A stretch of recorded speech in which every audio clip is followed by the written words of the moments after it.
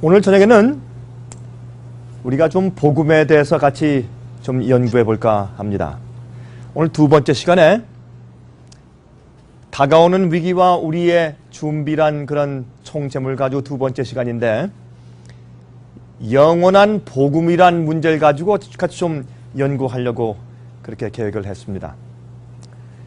복음하면 사람들이 그저 기쁜 소식, 좋은 소식, 그저 그렇게만 이해하는 사람들이 참 많이 있습니다. 그러나 복음은 로마서 1장 16절에 말씀하기를, 복음은 믿는 자들에게 주시는 하나님의 무엇이라고 그랬습니까? 구원하시는 능력이라 그랬어요. 복음은 파워입니다.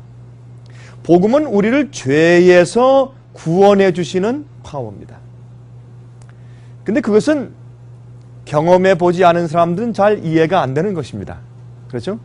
그래서 이 복음이라고 하는 것은 그저 좋은 소식, 예수님이 날 위해서 십자가에 돌아가셨다, 내 죄를 용서하셨다, 내 죄값을 치르셨다, 거기서 끝나는 것이 아닙니다. 우리가 과거에 모든 지은 죄를 용서받는다고 하십니다. 그러나 우리가 똑같은 죄를 계속 반복해서 짓고 있는 한, 우리 과거에 용서받은 그 용서는 현재 내 생활 가운데 큰 힘이 없는 것입니다. 그렇죠? 하나님께서 왜 우리를 용서해 주십니까? 하나님께서 여러분들의 죄를 용서해 주시는 이유가 있습니까? 용서는 여러분들이 마음대로 살도록 하는 사면권을 주는 것이 아닙니다. 그렇죠? 용서를 받았다고 해서 내가 이제 용서받았다, 난 구원받았다, 이제는 내가 내 마음대로 살 수 있다 라고 그렇게 살라고 용서해 주시는 건 아니죠. 용서는 우리가 주님의 뜻대로 살도록 우리를 변화시키기 위한 시작점에 불과한 것이죠. 그렇죠? 용서는 우리가 계속해서 죄를 앞으로 지을 수 있다는 면제분을 주는 것이 아닙니다. 그렇게 오해하는 사람들이 가끔 있는 것 같아요. 그래서 말이죠, 이렇게 생각을 해요. 똑같은 죄를 짓는데 예수님의 십자가를 믿는 사람들은 정죄받지 않고 똑같은 죄를 짓는데 예수를 믿지 않는 사람들은 그 똑같은 죄를 가지고 정죄를 받아요. 그러니까 두 사람이 있는데 똑같은 죄를 짓고 똑같은 문제를 가지고 사는데, 한 사람은 예수를 믿는다는 것 때문에 용서를 받고 정죄받지 않고 구원받고, 한 사람은 똑같은 죄를 짓는데 예수를 믿지 않는다는 것 때문에 멸망을 당합니다. 여러분, 이것은 참 어떤 의미에서 생각하면 상식적으로 생각을 해도 좀 참 큰 문제가 있는 것입니다. 그렇죠? 그래서 하나님께서는 여러분과 저희의 죄를 용서하고 씻어 주실 뿐만 아니라 매일매일 생활에서 우리의 죄의 권세에서 우리를 건져내고 해방하실 수 있는 능력이 있으신 것입니다. 여러분, 그 사실을 믿으십니까? 이제 우리가 오늘 좀 이 말씀을 공부하면서 여러분들이 제가 지금 무슨 얘기를 하고 있는지가 조금 더 분명해지실 것이라고 생각이 됩니다. 우리 좀 갈 길이 머니까 우리 본론으로 들어가서 한번 생각해 보도록 하십시다. 제가 이 영어 찬송을 부를 때 가끔 제가 혼자 흥얼거리면서 부르는 찬송이 있습니다. 여러분, 이 찬송 잘 아시죠? 내 본향 멸리 남았나 그 파수꾼 대답하되, 이 밤은 거의 다 새고 시동이 트리니, How far from home I has the sun, I bend my steps, the watchman spake. 저는 이 찬송을 혼자 흥얼거리를 좋아해요. 저는 정말 예수님께서 이 땅에 속히 오시기를 전 소원합니다. 여러분도 그렇습니까? 정말 전 예수님께서 이 땅에 빨리 오시기를 얼마나 소원하는지 모릅니다. 정말 우리 마음속에 예수님께서 정말 속히 오셨으면 좋겠다, 그런 마음이 내 마음 가운데서 간절하게 샘솟듯 하지 않으면, 어떤 의미에서 여러분들은 이 세상이 아직까지 너무 좋아서 그럴지 모르겠습니다. 아니면 예수님을 정말 개인적으로 깊이 알지 못하기 때문에 그러한 소원이 적을지도 모르겠습니다. 그래서 주님을 믿는 사람들 마음 가운데 주님께서 오시는 그 재림에 대해서 간절히 사모하는 마음이 항상 있어야 될 것입니다. 전 그 찬송을 제가 자주 부릅니다. 요한계시록 13장이, 제가 어제 요한계시록이라는 말씀을 좀 말씀드렸지만은, 요한계시록 13장은 짐승의 표의 환란을 예언한 다음에 요한계시록 13장이 짐승의 표의 환란을 예언한 다음에 다시 한번 좀 복습하십시다. 요한계시록 1장은 서론이고 2장과 3장은 제7교회를 설명해 주지 않습니까? 7교회 예수님께서 초림하셔서 부활 성탄하신 다음부터 초대교회부터 예수께서 재림하실 때까지 이 교회의 역사를 7시대로 나누어서 7교회가 어떻게 될 것과 7교회의 그 교회의 그 영적인 입장들을 예언해 주신 7교회를 말씀하시고 4장과 5장은 하늘로 불러 올리셔서 하나님께서 지금 하늘에서 어떤 사업을 하시는지를 보여주시고 6장에 가서는 이제 7인이 이제 소개되고 7장은 삽입구장으로서 7인의 맨 마지막에 6째인과 7째인 사이에 마지막에 누가 감히 어린 양의 진노의 날에 설 수 있을까 할 때 이런 자들이 선다. 살아계신 하나님의 인을 받은 사람들은 이런 사람들이다 라고 말하고 설명해 주는 것이 7장입니다. 8장부터 7나팔이 시작되죠. 9장까지 계속되고 그 다음에 10장도 삽입구장이에요. 10장도 이제 마지막 시대에 어떤 일이 생길 것인가 하는 것을 잠깐 또 보여줘요. 다시 말해서 6째 나팔과 7째 나팔 사이에 생기는 사건을 보여줍니다. 참 재밌어요. 7장과 10장은 삽입구장인데 6째 인과 7째 인 사이에 7장이 등장하고 6째 나팔과 7째 나팔 사이에 10장이 등장해요. 또 11장에 가서는 7째 나팔이 나오죠. 그 다음에 12장에 가서 말씀드렸지만 12장은 하나님께서 마지막 시대에 당신께서 인정하시고 사용하실 마지막 증인들.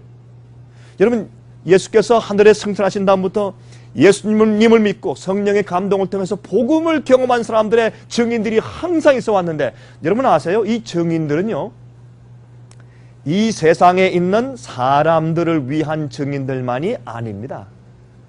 많은 그리스도인들이 너무 우리가 믿는 이 우리의 복음에 대해서 너무 한정적인 사고방식만 가지고 있습니다. 우리는요 이 우주에서 작은 먼지 같은 조그만 한 항성에 불과합니다. 우주에 우리가 다가 아니에요. 우리 인간들보다 수없이 많은 천사들과 수없이 많은 어떤 존재들이 우주 가운데 있습니다. 그러므로 사실은 이 온 우주 가운데서 타락한 곳은 이 지구밖에 없죠. 지구만 지금 타락한 입장이지 않습니까? 그럼 99마리 양을 우리에 놓아두고서 한 마리 잃어버린 양을 위해서 찾아 나선 그 목자의 이야기는 온 우주에 타락하지 않은 존재들과 많은 천사들을 그냥 내버려두고 타락한 우리를 한 마리 양을 찾아서 나선 예수 그리스도의 성육신을 상징하는 것입니다. 그렇지 않습니까? 자, 그러므로 이 주님께서 이 세상의 죄의 역사를 마치기 전에 어떤 일이 있어야 되느냐 하면 하나님이 옳고, 쉽게 말씀드리면 하나님이 옳고 마귀가 틀렸다. 죄가 허용된 다음에 죄가 다스리고 나니까 하나님의 창조물과 하나님의 정부가 하나님께서 만드신 세계가 이렇게 악하고 도무지 살 수 없는 그런 곳이 되었구나. 아, 더 이상 이 우주 안에 죄라고 하는 것은, 마귀라고 하는 것은 하나님의 법과 하나님의 성품과 하나님의 질서를 반항하는 어떤 것도 존재해서는 안 되는구나. 그것이 다 인정된 다음에 주님께서 심판이 끝나고 이 지구의 죄의 역사가 끝난 다음에 이 땅이 다시 구속되어서 새 하늘과 새 땅이 되는 것입니다. 그럼 마지막 시대 주님께서 계속 증인들을 가지다가 맨 마지막에는 자, 온 우주가 볼 때 예수 그리스도의 십자가의 보혈의 복음의 능력이 저렇게 큰 것이구나. 하나님의 용서하시는 보혈의 능력이 저렇게 악하고 타락한 죄인을 이렇게 의롭고 선한 자로 변화시킬 수가 있는 것이구나. 아멘, 할렐루야. 그런 증인이 생긴 다음에 이 지구의 죄의 역사가 끝나는 것입니다. 여러분 제 얘기가 좀 생소하십니까? 이런 얘기와 측면은 오늘날 많은 사람들이 별로 강조하거나 설교하지 않는 부분입니다. 자, 그러므로 이 12장은 하나님의 마지막 남은 교회, 어떤 사람들이 진짜 참 주님의 백성들이냐, 어떤 사람들이 복음을 정말 체험한 사람들이냐라는 것을 이제 이 패밀리 트리의 어떤 가족의 흐름을 쭉 보여주고, 13장에 가서는 그 여자의 남은 자손들, 그 사람들이 미워서 용이 마귀가 죽이려고 최선을 다해요. 그것을 가리켜서 짐승의 표의 환란이라 하는 것입니다. 보세요. 여러분 오해하지 마십시오. 마귀는 예수를 믿는 사람들 모두를 미워하고 그들을 공격하지 않습니다. 여러분 제 말 이해하십니까? 마귀는요, 예수를 믿는 그리스도인들이라고 다 미워하고 공격하는 것이 아니올시다. 여러분 그렇게 생각하시면 오해입니다. 마귀는 많은 그리스도인들을 가만 놔둡니다. 왜 그런지 아십니까? 그 사람들이 그런 방식으로 믿고 가면 쭉 가서 떨어지면 어딥니까? 멸망입니다. 그래서 핍박하고 또 어려움을 주면 그 사람들이 오히려 깨어나서 오히려 회개할 것이기 때문에 가만 놔둬요. 그럼 마귀가 누굴 미워하는가? 하나님의 뜻대로 사는 사람들, 정말 진실되게 복음을 체험하고 사는 그 영혼들을 미워하는 것입니다. 그 사람들이 누구냐 말이에요. 그것을 설명해 주는 것이 12장인데 그 13장엔 짐승의 피의 환란을 예언했어요. 이제 마귀가 주님의 참 마지막 백성들과 참 증인들을 미워한다는 얘기를 쭉 설명하고, 그 다음에 계시록 14장에 가서는 마지막 세상을 향한 경고의 말씀을 이제 해주고 있습니다. 그 경고 말씀이 기록되어 있어요. 그 다음에 이제 보시면 계시록 14장 1절부터 5절에 짐승의 표를 받지 아니한 하나님의 참된 남은 무리들에 대하여 기록한 후에 세상을 향한 마지막 경고들을 말씀해주고 있습니다. 우리 잠깐 우리 이런 각도에서 이런 거 먼저 관념을 가지고 한번 읽어보도록 하십시다. 이제 계시록 13장 15절부터 18절까지 보시면 이렇게 말씀되겠죠. 저가 권세를 받아 그 짐승의 우상에게 생기를 주어 그 짐승의 우상으로 말하게 하고 또 짐승의 우상에게 경배하지 아니하는 자는 몇이든지 다 죽이게 하더라. 저가 모든 자 곧 작은 자나 큰 자나 부자나 빈궁한 자나 자유한 자나 정들로 그 오른손이나 이마에 표를 받게 하고 누구든지 이 표를 가진 자 외에는 매매를 못하게 하니 이 표는 곧 짐승의 이름이나 그 이름의 수라. 지혜가 여기 있으니 총명 있는 자는 그 짐승의 수를 세어보라. 그 수는 사람의 수니 666이니라. 그 짐승은 한 종교적인 체제와 시스템인데, 그 시스템은 그 짐승의 수를 세어보는데 그 수는 사람의 이름의 숫자라고 설명을 했어요. 여기에 컴퓨터의 바코드 666이라는 그 표현이 전혀 없는 것을 우리가 알 수 있습니다. 자, 그런데 이렇게 짐승의 표의 환란을 경고한 다음에 요한계시록 14장 1절부터 5절까지 보시면 짐승의 표를 받지 아니하고 하나님의 인을 받은 사람들에 대해서 설명해요. 자, 한번 읽어보도록 하십시다. 잘 보세요. 이제 또 내가 보니 보라, 어린 양이 시온산에 섰고 그와 함께 14만 4천이 섰는데 그랬어요. 여러분, 많은 사람들이 제가 이 14만 4천 얘기를 하면 사람들이 이렇게 얘기를 합니다. 목사님이 14만 4천이 실제 숫자입니까? 상징 숫자입니까? 아니면 14만 4천만 구원받는다는 말입니까? 아니면 누굽니까? 하는 질문을 제가 많이 받습니다. 자, 간단하게만 설명하고 지나가겠습니다. 14만 4천은 상징 수든지 실제 수든지 간에 한 가지 분명한 것은 이 세상 역사 맨 마지막 시대에 사는 사람들로서 예수님께서 의인들을 데리러 다시 재강림하실 때에 죽음을 맛보지 않고 살아서 성천하는 사람들을 말하는 것입니다. 그 사람들이 14만 4천입니다. 그러나 이 죽음을 맛보지 않고 살아 성천하는 사람들 말고 연약한 사람들이나 연세가 많은 분들이나 아니면 어떤 조건에서든지 주님의 은혜로 미리 잠재움을 받고서 환란 때 살아있지 않고 죽어 있다가 부활 아침에 일어나서 구원받는 사람들도 많이 있겠죠. 또 한 가지는 옛날 중세기 때 순교자들이 많이 있었습니다.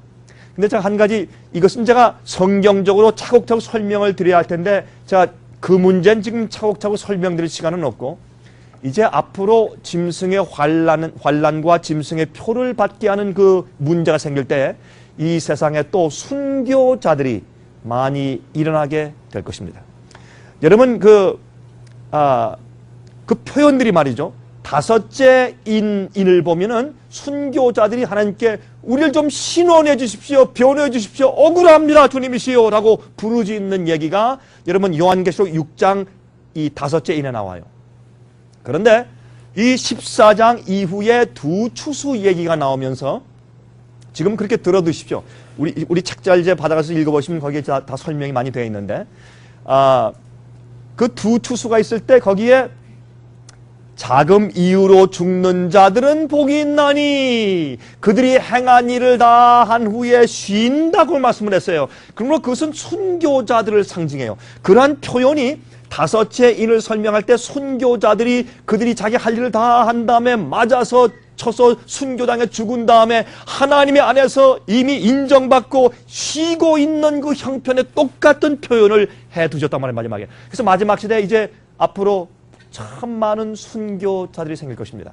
그러나 그런 사람들을 제외하고 앞으로 살아서 성천할 자들에 대해서 설명하기를 14만 4천이라고 성경은 표현하고 있어요. 그 이마에 어린 양의 이름과 그 아버지의 이름을 쓴 것이 있습니다. 여러분, 성경에서 이름은 무엇을 상징합니까? 이름은 그 사람의 성품을 상징했어요. 예를 들어서 야곱의 이름의 뜻이 무엇입니까? 예? 속이는 자. 그는 속이는 자였어요. 정말 그가 태어날 때부터 하나님께서 그의 일생을 아시기 때문에 그의 이름을 야곱이라고 붙였어요. 정말 그가 속였어요. 그리고 고생을 많이 했어요. 그러나 야복 강가에 와서 천사와 씨름한 다음에, 그렇죠? 그가 새로운 이름을 받았습니다. 새로 받은 이름이 무엇입니까? 이스라엘. 이스라엘의 뜻이 무슨 뜻이에요? 이스라엘의 뜻. 이기는 자, 승리하는 자라는 뜻이에요. 주님과 씨름해서 이겼어요. 그러므로 우리가 승리하는 것은 말이죠. 여러분, 우리가 다 죄의 본성을 가지고 태어났습니까? 그렇습니까? 여기 죄의 본성을 가지고 태어나지 않으면 손 들어보세요. 한 분도 안 계시죠? 우리 다 죄의 본성을 가지고 태어난, 우리 죄의 성질을 가진, 죄의 본성을 가진 사람들이에요. 그런데 우리가 어떻게 죄를 이기냐 말이에요. 죄의 충동이 항상 내 속에서 있고 밖에서 오는데 어떻게 죄를 승리할 수 있습니까? 여러분, 그것을 승리할 수 있는 유일한 길은 예수님과 싸우는 것입니다. 그게 야곱이 속이는 자가 예수님과 씨름해서 얻은 이름이에요. 이스라엘이에요. 그것이 영적인 이스라엘인데, 그것은 뭐냐면 어떻게 예수 그리스도와 함께 싸운다는 것은 무슨 뜻입니까? 나 주님 안 놓습니다. 주님께서 나를 축복하시기 전까지 나 주님은 놓지 않습니다. 그게 주님과 싸우는 것입니다. 주님, 내 마음 가운데는 죄의 문제와 전쟁이 생기는데 내가 이길 수가 없습니다. 주님, 나를 축복하시고 성령을 주셔서 내가 이스라엘 되도록 하시기 전까지 내가 주님의 손을 절대로 놓을 수 없습니다. 그게 야곱의 씨름이에요. 그게 승리입니다. 그게 이스라엘이에요. 이것을 사도 바울은 계속 강조해요. 그래서 여러분, 갈라디아 6장 같은 데 보시면 어떻게 말씀하셨습니까? 할례도 소용없고 무할례도 소용없고 거듭난 자뿐인데 그들을 뭐라고 그럽니까? 하나님의 이스라엘이라. 그렇게 불러요. 그렇게 불러요. 이게 참 중요한 얘기입니다. 그런데 또 예를 들어 봅시다. 아브라함의 원래 이름이 뭡니까? 아브람. 그럼 아브람의 이름의 뜻이 뭐예요? 아브람의 뜻. 높이 들린 자, 그런 뜻이에요. 아브람의 뜻을. 근데 아브람이 나중에 하나님의 약속을 받고 나서 이름을 바꿨습니다. 뭐라고 바꿨습니까? 아브라함. 그러면 아브라함의 뜻은 뭐예요? 열국의 아비. 근데 열국의 아비라고 이름을 바꾼 다음에 그 아브라함에게 아들이 있었습니까? 없었습니까? 아직 없었어요. 그럼 믿음으로 이름을 바꿨어요.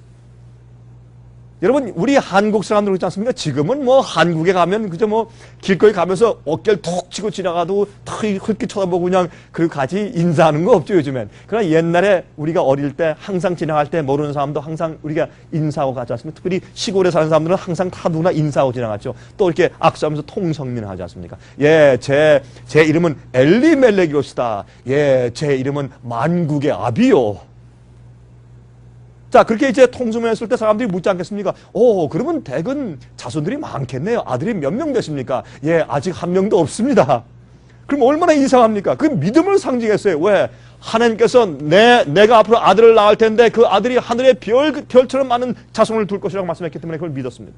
그러므로 이 옛날 시대의 이름은 그 사람들이 가지고 있는 하나님을 향한 믿음과 자기의 생애의 성품을 상징하는 것이 이름이었어요.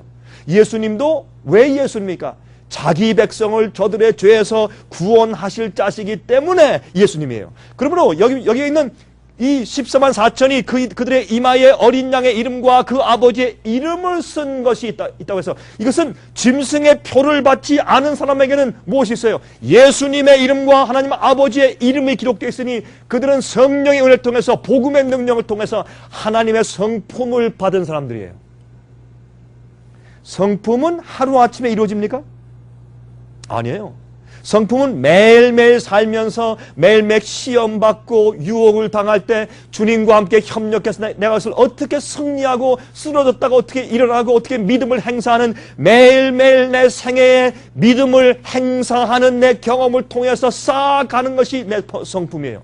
물론 우리가 성품을 쌓아간 그 결과 때문에 성품이 나를 구원하는 것은 아닙니다.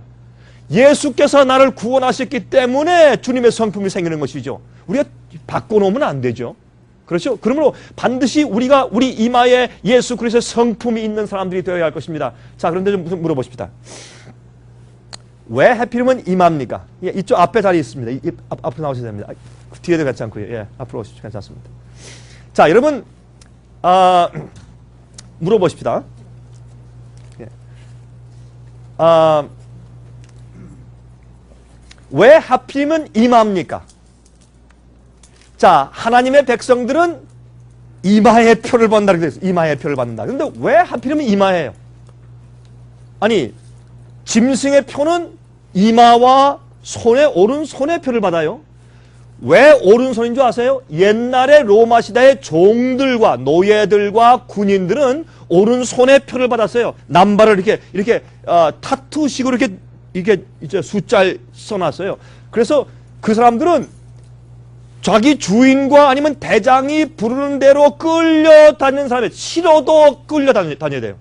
그래서 짐승의 표를 받는 사람들은 이거를 받으면 안 된다는 것을 알면서도 먹고 살아야 되기 때문에 사고 팔고 못하게 한다 하는 압력과 죽이려는 압력을 주기 때문에 먹고 살기 위해서 생명을 유지하기 위해서 내 자식들 위해서 할 수 없어서 그 사람들이 어떻게 해요? 할 수 없이 표를 받는 것이 오른손의 표를 받는 것이요. 여러분 잘 기억하세요. 제 얘기가 성경적이 아니면 듣지 마세요. 그러나 성경적이면 여러분 기도하고 생각해 보세요. 앞으로 많은 그리스도인들이 예수를 믿으면서도 짐승의 표를 받을 것입니다. 마귀는 짐승의 표를 엉뚱한 것이 짐승의 표다 해놨어요. 크레딧 카드가, 신용카드가 짐승의 표다. 컴퓨터 바코드가 짐승의 표다. 짐승의 세력은 앞으로 오는 어떤 특별한 어떤 독재자일 것이다. 그렇게 이상한 가르침과 해석을 잔뜩 퍼뜨려 놓아서 사람들이 허상을 보고 있어요. 예언의 똑바른 것을 이해하지 못하고 있어요. 그리고 복음에 대한 이해가 삐뚤어져 있어요.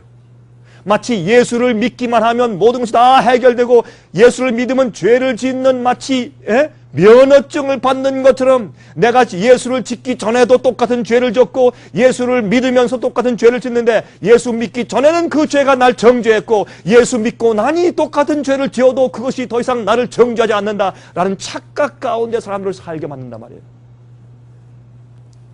제가요 여러분들에게 잘못된 것을 가르친다면 제가 앞으로 하나님께 받을 심판이 얼마나 크겠습니까?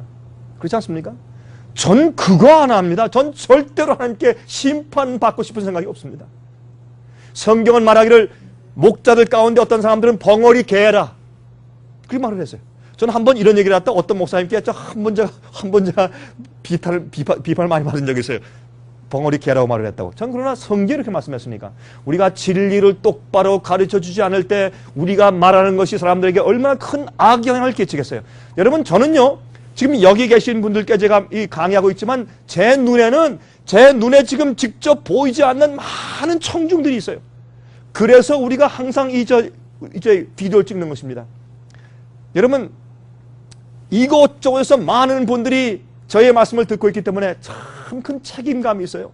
전 그래서 어떤 말씀을 준비해서 얘기할 때 이것이 성경 진리와 맞는지 안 맞는지 제가 고뇌하고 싸움하고 기도한 다음에 다 살펴본 다음에 맞지 않는다, 제 마음 가운데 확신이 없는 건 제가 말하지 않습니다. 여러분, 이런 얘기는 우리의 운명을 가르고 결정짓는 얘기이기 때문에 그래요. 참 중요한 것입니다. 여러분, 우리 이마에 표를 받아야 되는데 왜 이마인가? 자, 보세요. 앞니마. 우리 머리가요 세 부분으로 나눌 수 있어요. 앞니마, 중간머리, 뒷골. 그러면 뒷골은 무슨 작용을 하는가? 뒷골은 우리의 감정, 입맛, 예? 배고프다, 밥 달라, 그건 누가 하는 줄 아세요? 우리 뒷골이 소리를 지르는 거예요. 그리고 또 성욕, 이런 모든 감정적인 이런 느낌 같은 것들은 또 웃고 울고 하는 것은 전부 뒷골이 하는 거예요. 이 중간머리는 무엇을 하느냐? 중간머리는 우리의 모든 기억장치가 들어있어요. 그래서 여러분들이 어릴 때부터 지금까지 뭐 듣고 보고 행하고 뭐 한 모든 기억들이 이 머리 가운데 전부 다 기록되어 있습니다. 여러분, 컴퓨터에 이 메모리 칩이 있지 않습니까? 그런 식으로 다 기록되어 있어요, 우리 두뇌에. 그 다음에 우리 앞니마엔 무슨 일을 하는가? 앞니마에는 우리의 이성, 분석력, 판단력, 우리의 의지, 우리의 양심, 또 우리의 성품, 개성, 그런 것들이 우리 앞니마, 이 앞에 프론털 로브에 기록되어 있어요. 여기. 이게 앞니마입니다. 그래서 우리 앞니마가 나예요. 나 할 때 내가 누구예요? 내가. 나. 내 팔이 나예요? 발이 나예요? 누가 내 배가 나예요? 누가 나예요? 내 앞니마가 나예요. 내가 내 뜻으로 내가 판단하고 결정해서 내가 내 의지로 결정해서 내 뜻대로 나가기 때문에 그게 나예요. 그게 서로 다른 그게 내 I, myself예요. 그게 없으면 나라는 존재가 없어요. 안 그러면 우리 로봇이죠. 내 의지와 내 자유 선택이 있고 내 의지가 있기 때문에 그게 나예요. 그 앞니마에 내가 선택하고 내가 받아들이고 내가 믿고 내가 선택하고 따라서 생긴 나의 품성이 생긴 그 이 앞니마에 하나님께서 인을 치시는데 준비된 데 보니까 누굴 닮았어요? 예수님을 닮았어요. 그래서 어떻게 해요? 어린 양의 이름과 아버지의 이름을 쓴 것이 있다 그랬어요. 자, 하나 좀 예를 들어볼까요? 여러분들 혹시 아이스크림 좋아하십니까? 자, 하나 얘기를 들어볼게요. 이렇게 좀 이루어지는 것입니다. 여러분들이 아이스크림을 아주 좋아한다고 생각해 보십시다. 특별히 이 초콜릿 아이스크림 좋아한다고 이제 가정하십시다. 그럼 여러분들 이제 몰에 들어가서 이제 걸어요. 이렇게 이제 쇼핑하러 가는데 저쪽에 보니까 아이스크림 샵이 오는데 그걸 뭐냐 이거 바스킨 앤 로빈스 31 flavors 그렇죠? 이거 보입니다. 분홍색 그 아이스크림 샵이 보여요. 그러면 어떻게 해요? 가다가 여러분 앞니만 뭐라 그래요? 앞니만 안 돼. 빨리 가. 저거 먹으면 또 살찐다. 절대 먹으면 안 된다. 난 너 지금 다이어트 중이잖아. 먹지 말아라. 참 그 얘기를 해요. 근데 이 뒷골이 뭐래 뒷골이? 아이스크림 사주라. 소리 지르는 거예요. 사실 진짜 전쟁은요. 여러분 저의 마음속에서 매일 일어나고 있는 것이에요. 그게 죄와 영의 육과 영의 전쟁이에요. 저기 이락 전쟁이 중요한 게 아니라 여러분과 제 마음속에 생기는 이 죄에 대한 전쟁이 이게 진짜 전쟁이에요. 그렇지 않습니까? 그러면 가다가 내가 싸우는 겁니다. 뒷골이 아이스크림 그러면 안 돼 하고 싸우면서 가요. 가는데 어떻게 해요? 뒷골이 이겨요. 우리의 정욕이 이기잖아요. 이기면 정욕 어떻게 해요? 가다가 스탑 우양우 앞으로 가. 그래서 들어가서 예 어떻게 합니까? 돈을 탁 꺼내가지고 지갑 꺼내가지고 10벌짜리 꺼내가지고 어떻게? 근데 그렇게 할 때 다른 데가 다 도와줘요. 갑자기 어떻게 해요? 침이 싹 올라와서 이렇게 아주 침이 돌죠. 그리고 우리의 기억 장치에서 이 하이포텔라무스라는 거 있어요. 요 조그만 이런 기억장치 가운데 하이포탈라무스인데, 하이포탈라무스는 무슨 작용을 하느냐면 우리의 두뇌에서 내가 지금까지 해오던 일의 습관들이 기록되어 있어요. 습관의 기억장치. 그러니까 과거에 아이스크림을 많이 먹었을 때 그 맛있는 그 넘어갈 때 시원한 느낌, 달콤한 느낌, 그 기억장치를 다시 우리한테 상기시키려. 그때 일주일 전에 먹었을 때 참 맛있었지. 그때 얼마나 기분이 좋았니. 참 달콤하고 그 맛있는 거 왜 안 먹어. 먹어라 하는 그런 신호로 도와주는 겁니다. 그러니까 온몸이 도와주는 거예요. 그래서 온몸이 정욕으로 소리를 지를 때 앞니마가 안 돼, 너. 그래서 우리의 의지의 힘이 성령의 감동으로 강해져 있지 아니하면 우리의 정욕의 힘에 항상 지고 빨려 들어갈 수밖에 없게 되는 것입니다. 그 전쟁을 우리가 매일 하고 있어요. 우리 죄의 전쟁을. 그래서 사실은 어떻게 해요? 우리가 길 걸어갈 때 마귀는 어떻게 합니까? 특별히 우리 여자분들과 남자분들의 숫자가 거의 한 반반쯤 여기 되시는데 아마 여자분들은 이런 걸 잘 이해가 안 되시겠죠. 남자분들은 우리 제 말을 이해하실 겁니다. 남자들은 눈의 봄으로 어떻게 해요? I want it! 그렇게 생겨요. 여자들은 조금 다릅니다. 예를 들어서 이제 여기 제 집사람이 있습니다. 여기 올간 친 사람이 제 집사람입니다. 집사람인데 우리 집사람은 제가요 옆에서 설거지를 좀 도와주거나 아니면 가서 여보 오늘 참 수고 많이 했지, 참 수고했다 여보 이렇게 한번 해주면 그러면 그렇게 부드럽게 이렇게 등을 두드려주거나 인정해주거나 친절한 말을 해주면 그때 사랑하는 마음이 생겨요. 남자들은 그렇잖아요. 남자들은 어떻게 봄으로 여러분 제 말 여러분 그렇습니까? 그렇습니까? 그렇죠? 남자들과 여자들이 몸의 반응이 달라요. 그래서 마귀는 남자들을 타락하게 시켜서 어떻게 해놨어요? 예? 눈에 보이는 악한 것들을 전부 다 깔아놨어요. 패션을 말이죠. 왜 치마가 점점 짧게 올라가요? 치마가 짧으면 짧을수록 더 비싸. 왜요? 그게 또 유행으로 또 무슨 디자이너 무슨 물품에서 더 비싸요. 그렇죠? 참 이상해요. 그 다음에 또 이것도 옷이 더 많이 속살을 드러내면 낼수록 더 비싸요. 그러면 옷감이 덜 들어갔으니까 더 싸야 될 거 아니에요. 참 이상해요. 그렇게 해놓고 요즘에 보세요. 점점 이상하더니 요즘에는 젊은 사람들이 입고 다니는 옷이 요즘엔 옛날엔 점점 짧게 올라가더니 요즘 바지를 입는데 아예 엉덩이와 발은 다 보여 또. 그거 왜 그런지 전 이해가 안 돼요. 그게 또 아주 멋있다고 또 그런 걸 안 입으면 친구들한테 창피하니까 꼭 그런 걸 입어야지 좋대요. 청바지도 다 이게 참 이상해요. 여러분 운전하면서 다니면은 이 길거리에 이런 큰 빌보드에 그림들이 많이 있는데 아니 컴퓨터 그림에 왜 여자 사진이 있어요? 안 그래요? 아니 그리고 다른 어떤 물품을 파는데 전부 왜 반은 벗은 여자 사진들이 이렇게 거기에 걸려있냐 말이에요. 그것은 여러분 기억하세요? 노아 홍수 때에 창세기 6장을 보시면 사람들이 모든 생각하는 일과 계획하는 일이 악했더라 그랬어요. 하나님이 한탄하사 홍수를 보내셨다 그랬어요. 예수께서 말씀하신 인자의 때는 노아의 때와 같다고 말씀했죠. 지금은 마귀가 이 세상에 우리가 눈에 봄으로 들음으로 냄새 맡음으로 입으로 먹음으로 우리가 타락할 수 있는 것들을 세상에 잔뜩 깔아놨어요. TV를 봐도 광고를 봐도 인터넷을 봐도 우리 인간의 속에 있는 정욕을 끌어올려와서 유혹시키는 그런 일들이 잔뜩 있기 때문에 우리가 우리 마음을 성령 안에서 잘 가다듬고 방어하지 아니하면 우리 마음의 생각과 감정과 정욕이 항상 타락하고 음침한 생활을 살 수밖에 없게 되어 있다고 말이에요. 그렇죠? 그러므로 이마에 예수님의 이름과 아버지의 이름을 쓴 것이 있어야 돼요. 이게 마지막 백성들이에요. 그 사람들은 앞으로 죽음을 맛보지 않고 승천할 사람들이 돼요. 자, 이제 보십시다. 내가 하늘에서 나는 소리를 들으니 많은 물소리도 같고 큰 내송도 같은데 내게 들리는 소리는 검은 고 타는 자들의 그 검은 고 타는 것 같더라. 저희가 보좌와 내 생물과 장로들 앞에서 새 노래를 부르니 땅에서 구속함을 얻은 14만 4천인 밖에는 능히 이 노래를 배울 자가 없더라. 왜? 경험의 노래이기 때문에.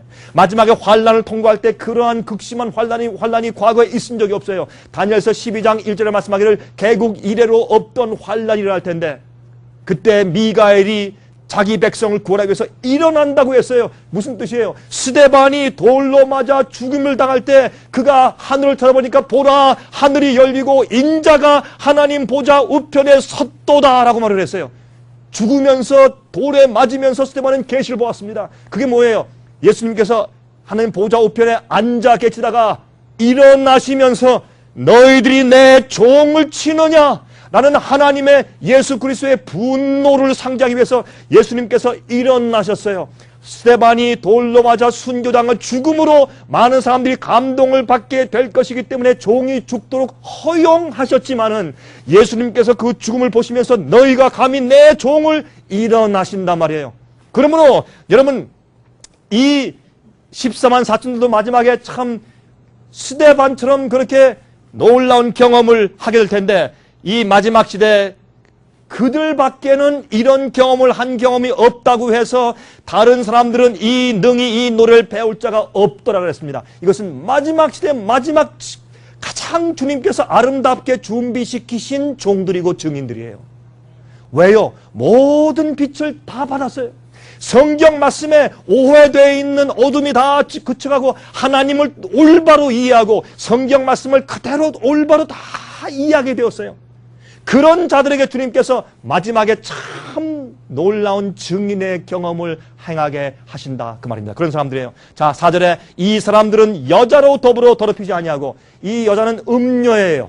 이 음녀는 다시 말해서 타락하고 행음케 하는, 다시 말해서 하나님의 참 진리와 오류를 섞어 놓으면 그 영적으로 행음하는 것입니다. 우상 숭배하는 것을 성경은 음행한다고 말을 했어요. 하나님 이외에 다른 신을 섬기는 것입니다. 그것은 음행하는 것입니다. 그러므로 진리가 아닌 오류와 섞어지지 않는다고 해서 여자로 더불어 음료로 타락한 바벨론과 함께 더럽히지 아니하고 정절이 있는 자라, 어린 양이 어디로 인도하든지 따라가는 자며 사람 가운데서 구속을 받아 처음 익은 열매로 하나님과 어린 양에게 속한 자들이니 그 입에 거짓말이 없고 흠이 없는 자들이더라. 거짓말이 없다. 무슨 뜻이에요? 마음이 깨끗하다 그 말이에요. 우리의 말은 내 속에 있는 내 마음의 상태의 표현이에요. 그렇죠? 여러분 입에서 자꾸 불평, 불만이 막 나오면 그게 무슨 말이에요? 여러분 마음이 하나님께 대해서 원망한다는 뜻이에요. 그렇죠? 여러분 마음 가운데 자꾸 욕이 튀어나오면 여러분들 마음 가운데 증오와 원망이 있단 말이에요. 그럼 우리 말은 내 마음의, 내 양심에 대한 표현이에요. 그들은 양심이 깨끗해요. 그 입에 거짓말이 없어요. 흠이 없어요. 여러분 그들이 연약해요. 실수할 수는 있을지 몰라요. 그러나 의도적으로 주 앞에 죄를 짓지 않아요. 그렇게 아름답게 마지막에 준비된 사람들이 생기는데 그 사람들을 성경은 14만 4천이라고 설명을 해요. 그런데 오늘날 교회에서 많은 그리스도인들이 복음의 표준을 너무 낮춰가지고 예수 믿으면 그저 죄를 져도 뭘 해도 예수를 믿으니까 이미 구원받았기 때문에 죄를 우리 죄인들이니까 죄를 줄 수밖에 없죠. 그러나 주님이 용서하십니다. 주님께서 불쌍히 여기십니다. 은혜로 구원하십니다. 이렇게 쉽고 가벼운 또 값싼 은혜의 복음만 전하고 있단 말이에요. 많은 사람들이. 잘못된 생각이에요. 그 다음에 보세요. 요한계시록 14장 6절 7절에 그렇게 짐승의 표의 환란에 대해서 요한계시록 13장은 설명하고 14장의 1절부터 5절까지는 짐승의 표를 받지 않고 하나님의 인을 받은 사람들을 설명하고 그 다음에 6절 7절에는 경고해요. 자, 짐승의 표를 받는 자들, 두 번째 하나님의 인을 받는 자들, 그 다음에 뭐래요? 사장 사람들에게 마지막으로 경고하시는 거예요. 그 경고가 기록되어 있어요. 보세요. 어떻게 말씀드리는 거 보세요. 또 보니 다른 천사가 공중에 날아가는데 땅에 거하는 자들 곧 여러 나라와 족속과 방언과 백성에게 전할 무슨 복음을 가졌더라? 영원한 복음을 가졌더라. 왜 영원한 복음이에요? 참 이상해요. 갑자기 복음 안 그러고 왜 영원한 천국 복음 그래도 됐는데 그냥 영원한 복음을 했어요. 왜 그럴까요? 영어로 everlasting gospel. 무슨 뜻일까요? 내가 당신을 영원히 사랑합니다. 그럼 무슨 뜻일까요? 내가 당신을, 여보, 나 당신을 영원히 사랑합니다. 그럼 무슨 뜻이에요? 예? 예? 내 사랑은 변치 않는다. 그런 뜻이에요. 그게 영원한 사랑이에요. 그러면 영원한 복음이란 말은 뭐냐? 변치 않는 복음. 그건 무슨 뜻일까요? 복음이 이 마지막 시대에 이렇게 14만 4천의 믿음을 가진 사람들이 생겨나는 마지막 역사에 복음이 어떻게 될 것이다? 타협될 것이다 라는 예언이에요. 그래서 어떻게 해요? 이 세상 모든 나라와 족속과 방언과 백성에 전할 영원한 복음을 가지고 전파하고 있어요. 예? 왜요? 지금 이 시대, 우리 사는 이 시대의 복음에 대한 이해가 조금 뒤틀어져 있기 때문에 그렇게 말씀하고 있는 것이에요. 여러분, 예수께서 말씀하기를 이 천국 복음이 모든 민족에게 증거되기 위하여 온 세상에 전파되리니 그제야 무엇이 온다고요? 끝이 올 것이라 그랬어요. 그렇죠? 그러므로 초대교회에 오순절날 성령을 받는 다음에 나가서 그들이 한번 이 세상 온 세상 방방곡곡에 복음을 한 번 다 전파했었습니다. 맞습니까? 아니 왜 답변이 없으세요? 사도들이 사도교회에 오순절 성령을 받은 다음에 그들이 온 세상에 천국 복음을 한 번 다 전파된 적이 있었습니다. 맞습니까? 예, 아멘 있었어요. 골로새서 1장 23절에 말씀하기를 바울은 이 천국 복음은 이미 이 세상에 있는 모든 피조물들에게 다 전파된 바요. 과거를 썼어요. 그러니까 씨가 이미 다 한번 뿌려졌단 말이에요. 그 복음의 씨가 지금 계속 오랫동안 거의 한 1900년 동안 자랐어요. 이제는 뭐가 생겨야 돼요? 복음의 결론과 결실과 추수가 생겨야 돼요. 그 추수 때 또 진짜 초대교회부터 전해져온 성경이 전한, 바울이 전한, 베드로가 전한, 요한이 전한 진짜 참된 변치 않는 영원한 복음이 다시 한번 세상에 다 전파가 돼야 돼요. 그 다음에 추수가 끝나는 것이에요. 자, 그가 큰 음성으로 가로되 하나님을 두려워하며. 여러분, 제가 이 말을 할 때 한 가지 말씀을 드리고 지나가야 돼요. 요즘에 뭔 말이죠? 여러분 복음성가 있죠? 저도 복음성가 가운데 좋은 것들이 있어요. 좀 가마적인 것들이 있고 저도 복음성가 가운데 제가 부르는 것들이 있는데 복음성가 가운데 어떤 것들은 또 많은 것들은 참 이상한 것들이 있어요. 별 의미도 없이 똑같은 가사를 계속 반복해요. 계속 반복만 해. 뭐 이런 것들 있죠. 할렐루야 할렐루야 할렐루야 할렐루야. 뭐 똑같은 말만 계속 반복해요. 꼭 제가 그 찬송을 말하는 것은 아니지만 이렇게 똑같은 말을 계속 같은 말을 반복하는데 점점 더 반복하고 또 하고 또 하고 또 뭐 좀 더 빨리 하다가 또 크게 하다가 그렇게 하는 것들. 또 어떤 것들은 말이죠. 찬송가가 어떤 들으면 이 가사를 들으면 이게 유행가인지 찬송가인지 알 수가 없어요. 꼭 자기 보이프렌드한테 하는 말 같아요. 예수님, 나 예수님 사랑해, 보고 싶어요, 언제 오세요, 손잡고 싶어요, 뭐 이런 것들. 어떻게 됐는지 모르겠어요. 성경은 그런 시대가 값싼 은혜의 복음 시대가 올 것을 알기 때문에 성경은 하나님을 두려워하며 그에게 영광을 돌리라. 여러분, 성경에서 하나님을 두려워한다는 말은 무엇이냐 하면 신명기서와 잠언서와 시편에서 보면 하나님을 두려워한다는 뜻은 하나님의 말씀과 주님의 계명을 순종한다라는 뜻이에요. 여러분 가서 공부해 보세요. 틀림없는 말이에요. 하나님을 두려워한다는 말에는 하나님을 두려워하며 그를 경외하며 그의 말씀에 순종할지어다, 그의 계명을 지킬지어다, 하나님을 두려워하는 자들은 죄악에서 떠날지어다. 다 그렇게 되어 있어요, 성경은. 그래서 그게 하나님을 두려워한다는 뜻이에요. 한 번은요, 제가 아는 한 부부가 있는데 이 부인은 말이죠, 1년 내내요 이 선글라스를 벗을 날이 없어요. 항상 선글라스를 끼고 다녀요. 그 이유는요, 항상 여기 남편한테 얻어맞아가지고 부인이 이렇게 멍이 들어있어요. 근데 오른쪽을 얻어맞아가지고 멍이 들었다가 나을 때쯤 되면 왼쪽을 맞아가지고 또 멍들이니까 1년 내내 이 선글라스를 벗을 수가 있나요? 못 벗죠. 그래서 한 번은 그 남편을 만나서 그랬어요. 여보시오, 당신 그 아내하고 결혼식 할 때 당신 어떻게 서약했어? 어쩌면 그 연약한 여자한테 손을 댈 수 있어. 그러니까 그 남편이 저한테 그래요. 목사님 모르시는 것 같습니다. 제가 제 아내를 얼마나 사랑하는데요. 그래서 사랑 10번 하다가 아내 죽겠다 그러죠.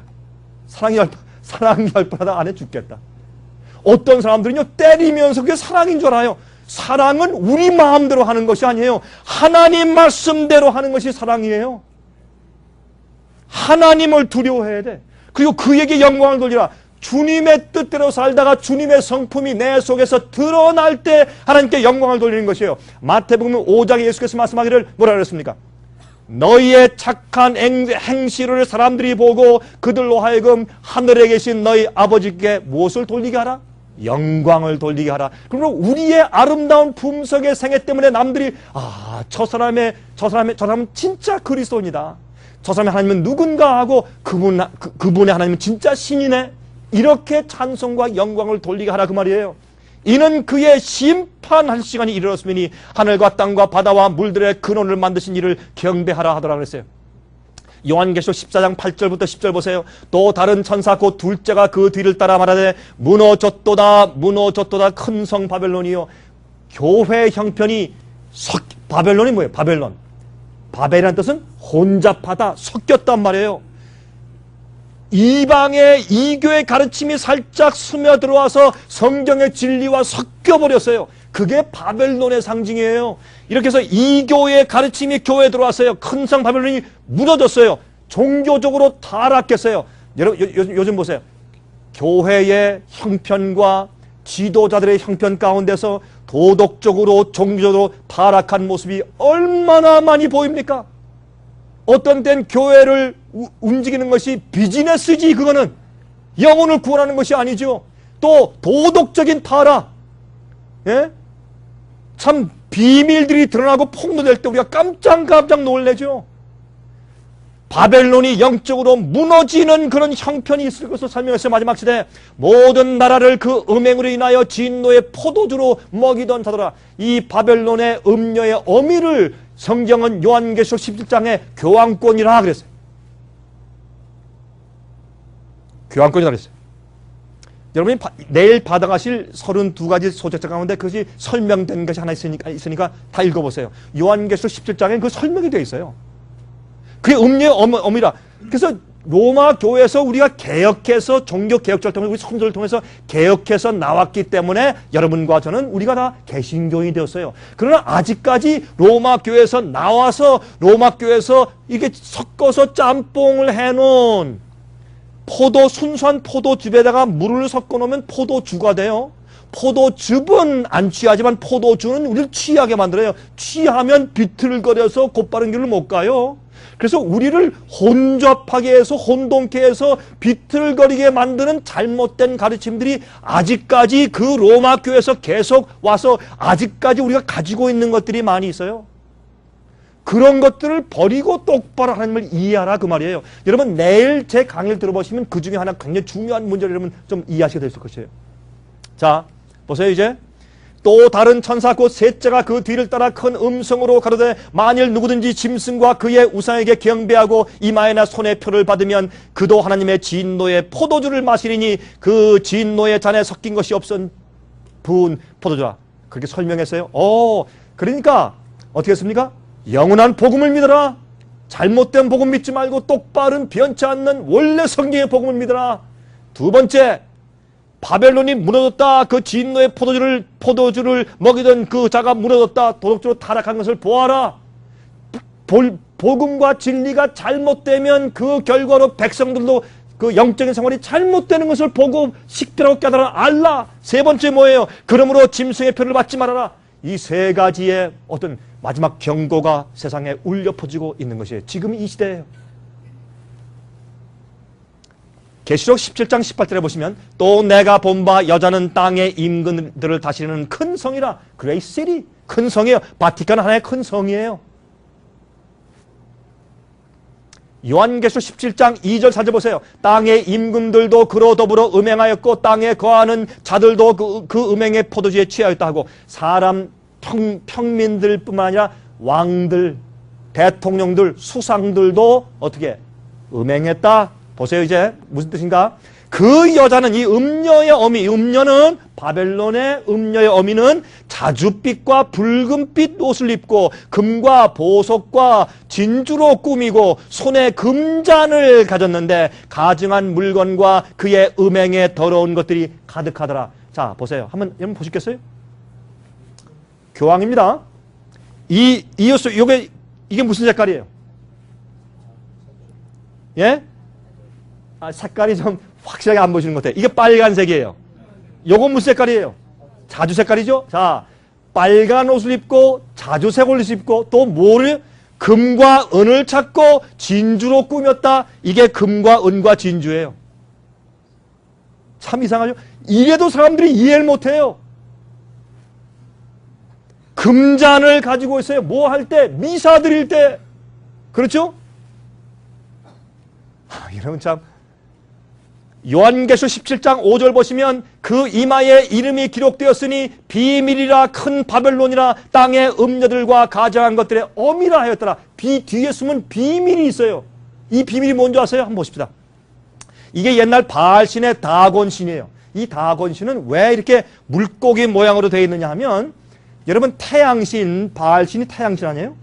그럼 태양신이 낮에는 떴다가 밤에 태양이 질 때 옛날 사람들은 어디에 진다고 생각했어요? 바다로 떨어지니까 바닷속으로 태양이 들어간다고 생각을 했어요. 그러면 바닷속으로 태양이 잠기니까 낮에는 태양인데 밤에는 물속에 들어가서 물고기로 변한다. 그렇게 생각을 했어요. 그래서 옛날 태양신을 숭배하는 사람들이 이게 다곤 신의 모습이에요. 물고기 모습이죠. 근데 이 신이 3층 멸류관을 쓰고 있어요. 멸류관이 3층이에요. 하늘과 땅과 저 바다 및 지옥을 다스린다 해서 3층 멸류관을 쓰고 있어요. 그런데 재밌어요. 보세요. 다곤 신이죠. 3층이죠. 3층 멸류관이죠. 또 물고기에 두루마리 옷을 이렇게 걸치고 있어요. 이것이 바알신의 다곤 신의 제사장의 모습입니다. 자, 그런데 보세요. 이 바벨론의 표상 보세요.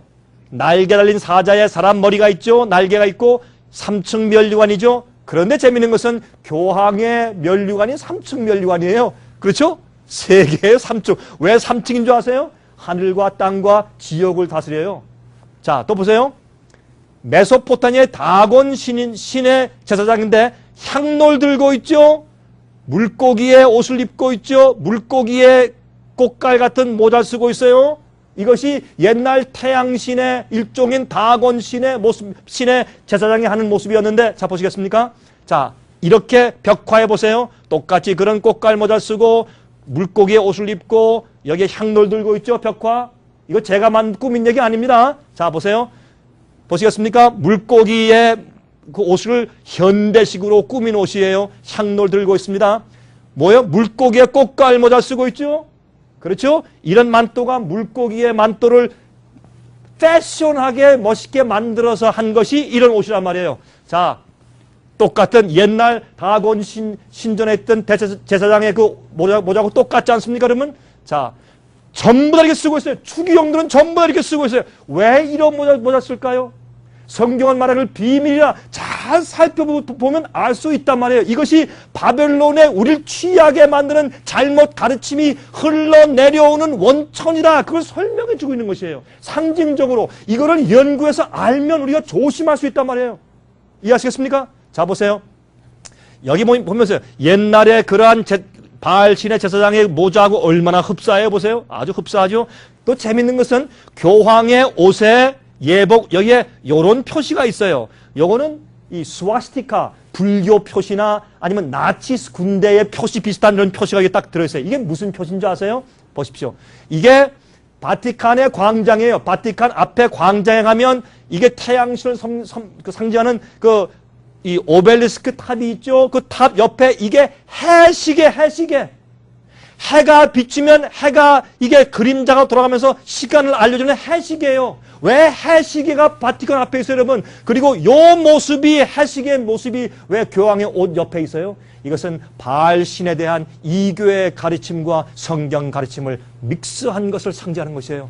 자, 그렇죠? 왜 미사 드릴 때 떡을 이렇게 동그랗게 했어요? 이것은 바알 신 태양을 상징하는 동그란 것입니다. 그렇죠? 왜 또 미사 드릴 때 이런 것을 들고 해요? 태양이 빛을 비추는 모양의 동그란 태양의 그런 모양의 지팡이를 들고서 왜 미사를 집전하냐 말이에요. 우리가 뭐 태양에게 경배하는 것입니까? 이것만 봐도 얼마나 분명합니까? 보세요. 미사 드릴 때 똑같이 태양의 그런 모습을 한 것을 가지고 미사를 드리죠. 자, 보십시오. 또 여러분 이 로마 교회에서 교황이 주는 이 떡, 웨이퍼라고 그러죠. 그 떡에 미사 떡을 보면 동그랗게 되어 있는데 여기에 보세요. 십자가 있으면서 태양의 빛 같은 것이 비치고 있어요. 거기에 IHS라는 약자가 있는데 그것은 애굽의 태양 신들의 이름의 약자인데 Isis, Horus, Seth라고 하는 세 태양 신의 이름의 첫 글자를 따서 IHS라고 되어 있어요. 이렇게 해도 깨닫지 못하면 뭐 하지 말아야죠. 입을 다물고 가만히 있어야죠. 그렇죠? 얼마나 분명해요. 바티칸에 가면 그 밑에 바닥이에요, 이게. 바티칸 밑에 바닥을 가면 이렇게 돼 있어요. 보세요. 다 이런데 보세요. 여기에 뱀들이 잔뜩 있어요. 왜 뱀들이 이렇게 잔뜩 있어요, 여기에? 태양이 있고, 초생달이 있고, 별이 있고, 왜 이런 것들이 잔뜩 있어요? 이건 이교에 대한 상징들 아니에요? 왜 이런 것이 바티칸의 바닥에 있어요? 예? 여러분, 이거는 바티칸에 있는 교황의 의자의 옆에 세워진 용의 그림, 날개 달린 용의 그림이요. 왜 용의 그림이 거기 의자에 이렇게 만들어졌냐 말이에요. 보세요. 재밌는 것은 바티칸은 라틴 말인데 바티칸의 뜻은 바티라는 말은 diviner, 영매, 점장이라는 뜻이에요. 바티란 말은. 그 다음에 칸이란 말은 serpent, 뱀이란 말이에요. 그래서 바티칸은 divining serpent. 다시 말해서 그건 뭐냐면 뱀을 연결시켜주는 영매 그런 뜻이에요. 그게 바티칸이라는 뜻이에요. 여러분 이해가 안 되시죠? 제가 꾸며서 하는 거 같죠? 꼭 그렇죠? 제가 장담하니까 걱정하지 말고 가서 연구해보세요. 정말 맞는가 안 맞는가. 옛날에 말이죠. 이것은 태양신을 섬기는 제사장들이 다닐 때 이런 가마를 타고 다녔어요. 뒤에 부채 같은 것을 가지고 사람들이 이렇게 가마를 메고서 다녔어요. 근데 교황이 다닐 때 똑같이 이런 부채 모양과 사람이 이렇게 메고 다녀요. 왜 그럴까요, 여러분? 이래도 모르시겠어요, 여러분?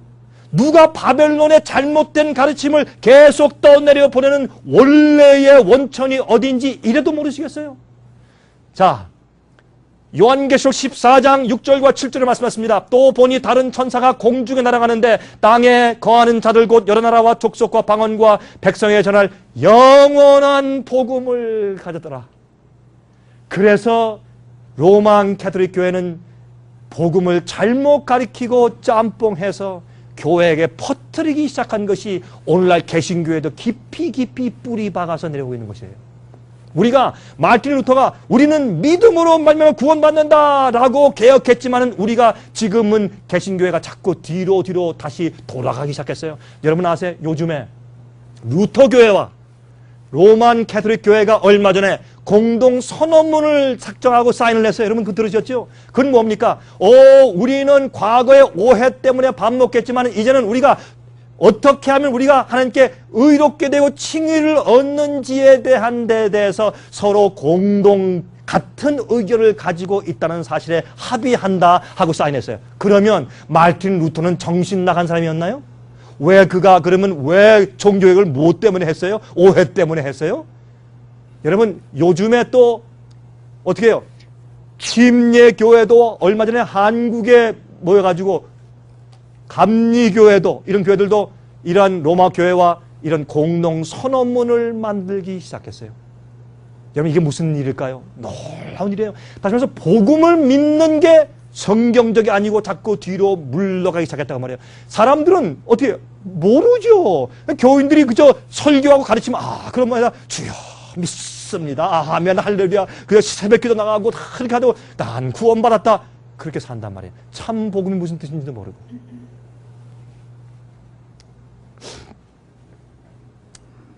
자, 아까 제가 지금 시간이 많이 지났으니까 아까 읽은 거 제가 이제 생략하기로 하고요. 마태복음 24장 14절 보십시다. 이 천국 복음이 모든 민족에게 증거되기 위하여 온 세상에 전파되니 그제야 끝이 올 것이라 했어요. 이 천국 복음이 예수께서 바로 내가 너에게 설명하고 가르쳐준 바로 이 천국복음, 다른 거 말고 이것이 전파돼야 끝난다 그랬어요. 갈라디아 1장 7절부터 9절 잘 들어보십시오. 자, 같이 읽겠습니다.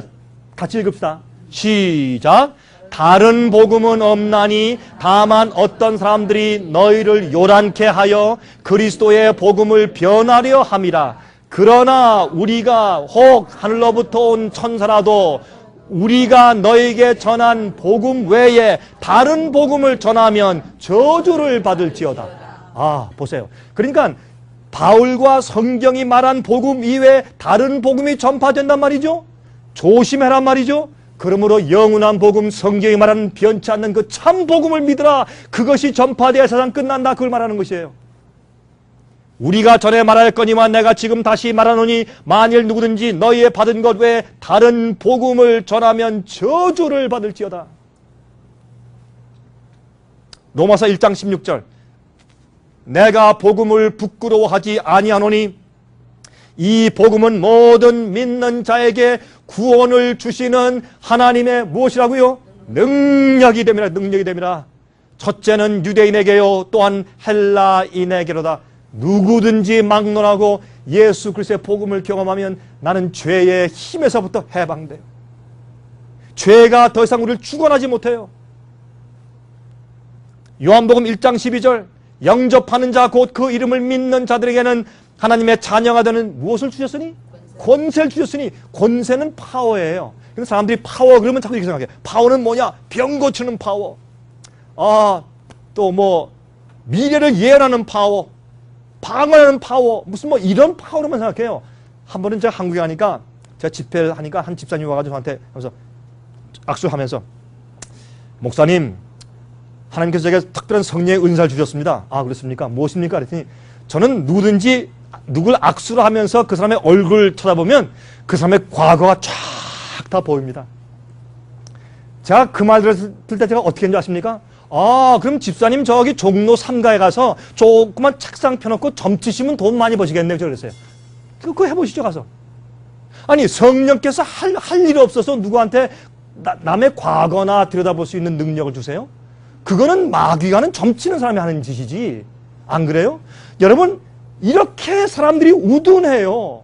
아니, 그게 그 사람의 구원하고 무슨 상관이 있고 그 과거 얘기를 얘기해 준다고 다른 사람에게 무슨 구원의 상관이 있겠어요, 그게? 그건 아무런 힘이 안 돼요. 복음은 우리의 죄와 우리 죄의 본성에서 우리를 해방시키고 건져주는 그런 능력이 있어야 돼요. 거짓 성령이 판을 치고 있어요, 세상에. 여러분 정신을 차리고 깨셔야 돼요. 잘못된 생각들이에요. 로마서 6장 12절부터 23절에 말씀했습니다. 그러므로 너희는 죄로 너희 죽을 몸에 왕노릇하지 못하게 하여 몸의 사욕을 순종치 말고 또한 너희 지체를 불의의 병기로 죄에게 드리지 말고 오직 너희 자신을 죽은 자 가운데서 다시 산 자같이 하나님께 드리며 너희 지체를 의의 병기로 하나님께 드리라. 죄가 너희를 어떻게 못하리니? 주관치 못하리니. 죄가 우리를 주관치 못한다. 그건 무슨 말이에요? 옛날엔 말이죠. 내가 뭐 남자든지 여자든지 자기 남편과 아내 이외에 다른 이성을 볼 때 자꾸 마음 가운데 유혹이 생겨서 견딜 수가 없고 그 나쁜 생각을 내가 이길 수가 없었어요. 나쁜 그림을 볼 때. 요즘에요, 한국에 채팅, 여러분 다 아시죠? 채팅해서 간음을 행하는 일이 너무나 편만해서 한국에 가면 사람들이 30대 40대 부부 가운데서 애인이 없는 사람들이 별로 없을 정도라면서요. 저는 한국에 자주 가는 사람이에요. 전 중국에 자주 가는 길에 한국을 늘 들리기 때문에 저는 요새 한국에 갈 때마다 가슴이 아파서 견딜 수가 없어요. 이건 믿는 사람들도 목사들도 전도사들도 무슨 짓인지 모르겠어요. 이게 세상에. 채팅을 해서 사람들 사귀고 애인을 한 명씩 다 두고 있대. 남자도 부인도. 이게 교인들도 안 믿는 사람도. 한국에 기독교인이 30%, 32%가 지났어요. 3분의 1 정도가 기독교인이 한국에. 그렇게 세계에서 최고로 기독교가 빨리 급성장하는데 한국의 도덕은 세계에서 제1등이요. 도덕의 타락은. 제 말이 틀렸습니까? 일본보다 성도덕이 한국이 더 타락했어요, 지금. 그러면 한국에서 그렇게 발전하고 성장한 교회가 무슨 복음을 가르쳤길래 이 한국의 도덕이 그렇게 타락했냐 말이에요. 성도덕이. 이런 말할 수가 없어요. 한국에 저기 강남에 가면 술을 팔거나 좀 이상한 짓을 하는 여성들의 숫자가 거의 100만에 이르는데 100만에. 이런 창피한 노릇이 어디 있어요, 세상에. 이게 지금 한국의 형편이에요. 그러므로 여러분 조심하세요. 교회에서 말하는 모든 가르침과 복음이 진짜 성경 복음이 아니에요. 제가요, 우리가 이렇게 가르치기 때문에 우리가 욕을 먹고 비판을 받아요. 그래서요, 우리는요, 인기 있는 일을, 우리의 사업은 인기 있는 사업이 아니에요. 우리는 곧바른 증을 말하기 때문에 인기를 얻지 못해요. 여러분 생각하실 때, 제가 가서 어디 강의하면 한 3,000명씩 모인다고 생각하세요? 아니에요. 우리가 가르치고 말하는 것은 너무 똑바르고 좁은 길을 강조하기 때문에 사람들이 두려워해요. 왜? 좀 쉽게 구원받게 해주시오. 넓은 길로 가고 좀 세상에서도 재미를 보고 하늘도 가게 해주시오. 요즘에 어떤 복음이 있어요? 구원받는데 어떻게 해요? 부끄러운 구원, 영광스러운 구원. 근데 하도 기가 막혀서 그게 무슨 뜻이요? 그랬더니 또 이상을. 부끄러운 구원은 하도 내가 죄를 많이 졌기 때문에 그러나 예수를 믿긴 믿으니까 구원해서 가긴 가는데 하늘에서 상급이 없대요. 근데 영광스러운 구원은 뭐냐? 잘 믿었으니까 하늘에 가면 상품이 많고 계급도 아주 별도 많고 계급도 높은 지위에 올라가고 전부 인간적으로 생각을 하는 거예요. 하나님은 그런 분이 아니에요. 구원 받든지 멸망당하든지 둘 중에 하나지 부끄러운 구원, 영광스러운 구원 그런 게 없어요. 똑바른 구원을 우리가 이겨낼 것입니다. 성경은 말하기를 죄가 너희를 주관치 못하니 죄가 우리를 컨트롤하지 못해요. 옛날에는 죄의 힘에 내가 맨날 질질 끌려다녔어. 그 죄를 안 질래야 안 질 수가 없어요. 그러나 이제는 죄가 나를 컨트롤하지 못해요. 성령께서 내 속에 계시고 예수님이 내 속에 사시기 때문에 내가 더 이상 죄의 주관을 받지 않아요. 자, 이는 너희가 법 아래 있지 아니하고 은혜 아래 있습니다. 아하, 여기에 문제가 생겨요. 사람들이 이거 말하면, 자, 보시오. 순종은 중요한 거 아닙니다. 우리는 다 죄인이니까. 이제는 은혜로 구원받는 것이지. 그러나, 자, 그 다음에 보시겠어요? 그런즉 어찌하리요? 14절만 사람들이 읽는다고요, 또. 15절은 안 읽고. 그런즉 어찌하리요? 우리가 법 아래 있지 않고 은혜 아래 있으니 죄를 지으리요? 그럴 수 없느니라. 여러분 타협하지 마세요. 믿으려면 우리 똑바로 믿고 안 믿으려면 그만둡시다. 그렇게 해야지. 엉뚱하게 믿지. 아니 열심히 믿고 기도하고 새벽 기도하고 말이죠. 헌금 바치다가 나중에 지옥 가시지 말고 믿으려면 똑바로 믿읍시다. 예수 믿다가 구원받지 못하면 세상에 우리처럼 불쌍한 사람들이 어디 있겠어요. 예? 사실 너희 자신을 종으로 들여 누구에게 순종하든지 그 순종함을 받는 자의 종이 되는 줄을 너희가 알지 못하느냐. 혹은 죄의 종으로 사망에 이르고 혹은 순종의 종으로 의에 이르느니라. 하나님께 감사리로다. 너희가 본래 죄의 종이더니 너희에게 전하여 준 바 교훈의 본을 마음으로 순종하여 죄에게서 해방되어 의에게 종이 되었느니라. 죄의 힘에서 해방되어서 의의 종이 되었어요. 이젠 의롭게 사는 것이 즐겁고 좋고 그렇게 하는 것이 손쉽게 되어 있어요. 왜? 주의 성령의 은혜가 내 속에 있기 때문에. 그것이 은혜 안에 있는 것이에요. 법 아래 있는다는 뜻은 법의 계명에 정죄받는 것이에요. 왜 계명에 정죄받는 것이에요? 내가 그 계명을 지금 계속 어기고 사니까 계명에 정죄받고 있는 거예요. 그게 법 아래에 있다는 뜻이에요. 은혜 아래에 있는 것은 내가 성령의 은혜 가운데 있기 때문에 성령의 은혜와 능력으로 이제 이거 하라 저거 하라 할 필요가 없어요. 이미 내 마음에서 법을 지키고 있기 때문에. 여러분 아침에 일어나서 이렇게 하세요. 아침에 일어나자마자 여러분 오늘 내가 내 남편의 돈을 훔치지 말아야지. 그게 매일 결심하세요? 그렇게 하세요? 그렇게 할 필요가 없어요. 왜? 당연한 것이니까. 왜 사랑하는 사람의 남편의 돈을 왜 훔쳐? 안 하죠. 또 여러분이 내가 오늘은 내가 내 부인을 죽이지 말아야지. 그렇게 결심하세요? 할 필요가 없어요. 왜? 당연한 것이니까. 그러므로 우리가 은혜 아래에 있으면 주님의 계명을 따라 사는 것이 자연스러운 것이에요. 주님을 사랑하니까. 그걸 말하는 것이에요. 은혜 아래 있으니까 마음대로 죄짓고 마음대로 계명을 범해도 구원받고 괜찮다. 그게 아니란 말이에요. 성경이 가르치는 거는. 그렇죠? 하나님께서 우리의 연약함을 이해하시더라도 우리의 의도와 우리의 마음과 동기를 보신다 그 말입니다. 자, 너희 육신이 연약함으로 내가 사람의 예대로 말하노니 전에 너희가 너희 지체를 부정과 불법에 들여 불법에 이르는 것 같이 이제는 너희 지체를 의에게 종으로 들여 거룩함에 이르라. 너희가 죄의 종이 되었을 때에는 의에 대하여 자유하였느니라. 너희가 그때 무슨 열매를 얻었느뇨? 이제는 너희가 그 일을 부끄러워하나니 이는 그 마지막이 무엇이라고요? 사망임이라 했어요. 사망임이라. 그러나 이제는 너희가 죄에게서 해방되고 하나님께 종이 되어 거룩함에 이르는 열매를 얻었으니 이 마지막은 무엇이라고요? 영생이라. 자 보세요. 예수님을 믿고 구원에 들어가요. 그 다음에 성령의 은혜 가운데 죄에게서 해방되고 하나님의 종이 되어서 거룩함에 이르는 성령의 열매를 맺어요. 무엇입니까? 예? 겸손과 사랑과 예? 양성과 그렇죠? 절제와 다 기억하시죠? 9가지 충성과 그런 모든 열매를 맺은 다음에 그 마지막이 뭐예요? 영생이에요. 영생이에요. 그러면 우리가 매일매일 성령 안에서 구원을 받는 경험을 계속해 나갈 때 그때 주님께서 우리에게 영생을 주신다고 설명되어 있어요. 죄의 삭은 사망이요 하나님의 은사는 그리스도 예수 우리 주 안에 있는 영생이니라 라고 성경을 말씀했어요. 로마서 8장 1절부터 4절 이 말씀은 사람들이 잘 이해를 하지 않으려고 그래요. 로마서 7장에 있는 말씀은 뭘 말씀하고 있어요? 로마서 7장은 오호라 나는 곤고한 사람이로다 누가 나를 이 사망의 몸에서 나를 건져내려 하고 소리를 지르죠. 왜? 아무리 하려도 안 된다. 나는 의를 행하려고 해도 또 죄만 짓는다. 나는 선을 행하려고 했는데 자꾸 난 죄만 짓는다. 난 할 수 없다고 소리를 지르는 것은 무엇인가? 우리의 연약한 죄된 본성을 가진 죄인들의 소리 지르는 것이에요. 그런데 거기서 끝나지 않아요.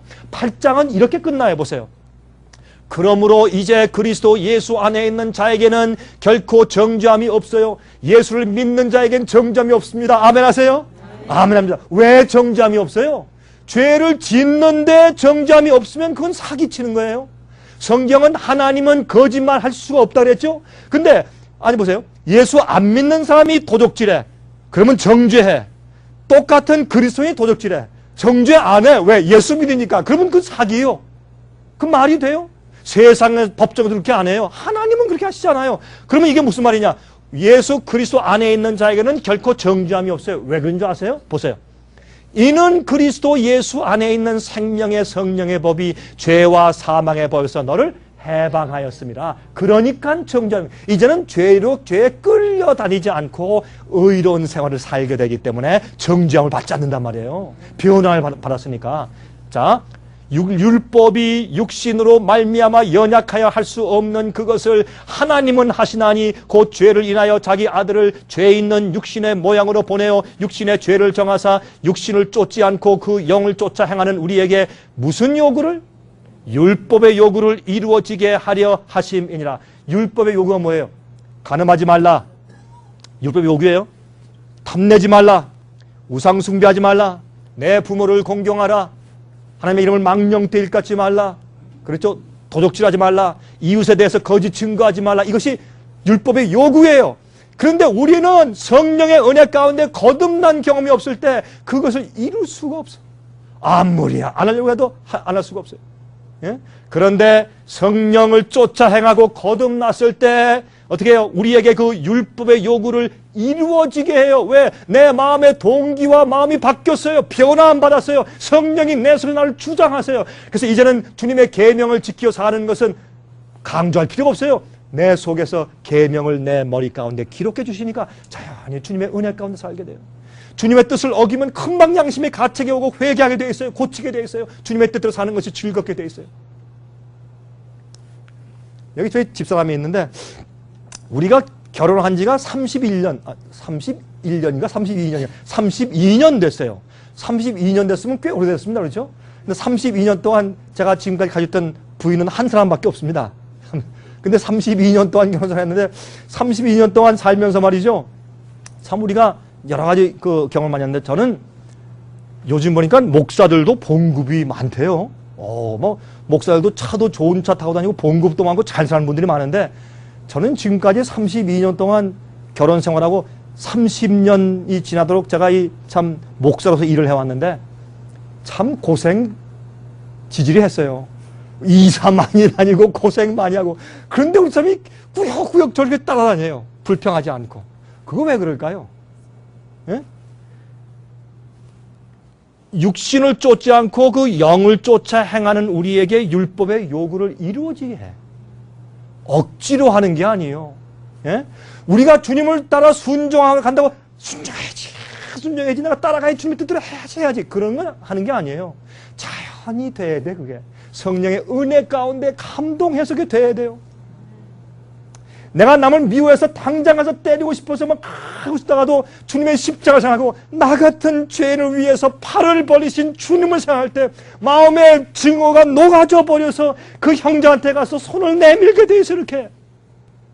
그러면 율법의 요구가 내 속에서 성령의 은혜로 이루어진단 말이에요. 내 힘과 노력이 아니라 성령의 능력으로 내 마음 가운데 율법의 요구가 이루어져요. 그게 새 언약의 경험이에요. 그런데 이걸 바꿔가지고 예수를 믿기 때문에 내가 죄를 져도 다 정죄 안 받는다, 그렇게 엉터리로 가르친단 말이 아니라 내 성령의 은혜로 내가 주님의 계명을 따라 주님의 뜻대로 사는 사람이 되기 때문에 정죄를 받지 않는 것이에요. 내 힘이 아니고 주님의 능력으로 그 능력을 경험하는 것이 복음이에요. 그게. 에베소 2장 1절부터 10절 보세요. 너희의 허물과 죄로 죽었던 너희를 살리셨도다. 그때 너희가 그 가운데서 행하여 이 세상 풍속을 쫓고 공중의 권세 잡은 자를 따랐으니 곧 지금 불순종의 아들들 가운데서 역사하는 영이라.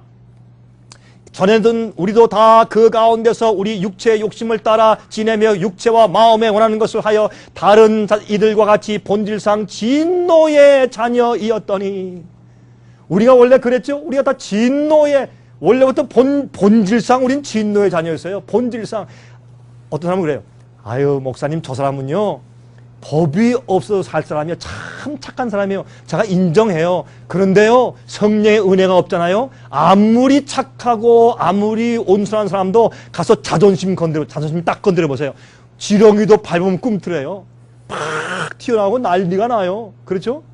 여러분, 그러므로 성령의 은혜 가운데서 우리가 잠겨서 변화되지 아니하면 우리는 우리 죄의 본성을 이길 수가 없어요. 도덕적으로 윤리적으로 착하다, 그거 가지고 하늘 가지 못해요. 예수 그리스도를 통해서 변화받은 자만 하늘 가는 것이에요. 긍휼에 풍성하신 하나님이 우리를 사랑하신 그 큰 사랑을 인하여 허물로 죽은 우리를 그리스도와 함께 살리셨고, 그 다음에 이건 제가 쓴 게 아니에요. 성경에 있어요. 5절에 허물로 죽은 우리를 그리스도와 함께 살리셨고 한 다음에 가로로 한 다음에 바울이 썼어요. 너희가 은혜로 구원을 얻은 것이다. 사람들이 우리는 믿음으로 은혜로만 구원받는다 말하면서 그게 무슨 뜻인지 몰라요. 은혜로 구원받는 게 뭔지 아세요? 우리가 죄의 종되어서 죽어있던 사람을 주님의 십자가의 은혜의 보혈을 깨닫게 하시고 회개시켜서 부활해서 끌어올리시고 의롭게 살도록 하신 그 능력을 가리켜서 은혜로 구원받았다라고 설명한 거예요. 사도 바울은. 여러분 오해하지 마세요. 이 복음에 대해서. 또 함께 일으키사 그리스도 예수 안에서 함께 하늘에 앉히시니 이는 그리스도 예수 안에서 우리에게 자비하심으로 그 은혜의 지극히 풍성함을 오는 여러 세대에 나타내려 하심이니라. 너희가 그 은혜를 인하여 믿음으로 말미암아 구원을 얻었나니 이것이 너희에게서 난 것이 아니요 하나님의 선물이라 그랬어요. 보십시다. 이게 보세요. 은혜를 인하여 믿음으로 구원을 받았어요. 아브라함이 믿음의 조상이죠. 맞습니까? 아브라함의 믿음을 우리가 배우고 그 믿음을 우리가 구원받아요. 그런 믿음을 가지고 구원받는데 아브라함은 어떻게 해요? 하나님께서 아브라함아 너 하늘을 봐라. 뭐를 보느냐? 별들을 봅니다. 별들은 헤어봐라. 저만은 어떻게 헤아립니까? 저 너무 많아서 못 셉니다. 앞으로 내 후손이 저렇게 많을 것이라. 전혀 무자했을 때 하나님의 그 말씀을 아브라함이 믿으니 그 믿는 것을 의로 여기시냐? 그러면 믿는 건 뭐예요? 하나님의 말씀과 약속의 능력을 믿는 것이에요. 보지 않고 믿는 것이에요. 믿었을 때 죽었던 그 몸 같은 100살 거의 90살 된 자기 아내가 사라가 아들을 낳았단 말이에요. 그게 뭐예요? 믿음이에요. 지금 아들이 없어요. 자기는 100살 할아버지예요. 부인은 90살이에요. 그 늙은 두 부부가 자식을 낳는다. 이건 있을 수 없는 일인데 주께서 약속하시니 믿었단 말이에요. 그게 믿음이에요. 우리는 죄인으로 죄의 본성을 가지고 태어났어요. 연약해요. 우린 죄에 늘 쓰러진 사람들이에요. 그러나 주님께서 너도 승리할 수가 있다. 믿습니다. 주님. 믿고 일어나서 어떻게 해요? 내 누워있던 상을 가지고 걸어가요. 내 죄병이 치료받는 것이에요. 그것이 믿음이에요. 그 은혜를 인해서 믿음으로 말미암아 구원을 받는 것인데 우리가 죄의 병에서 치료를 받는 것을 말하는 것이에요. 이것이 참된 복음입니다. 행위에서 난 것이 아니니 이는 누구든지 자랑치 못하게 함이니라.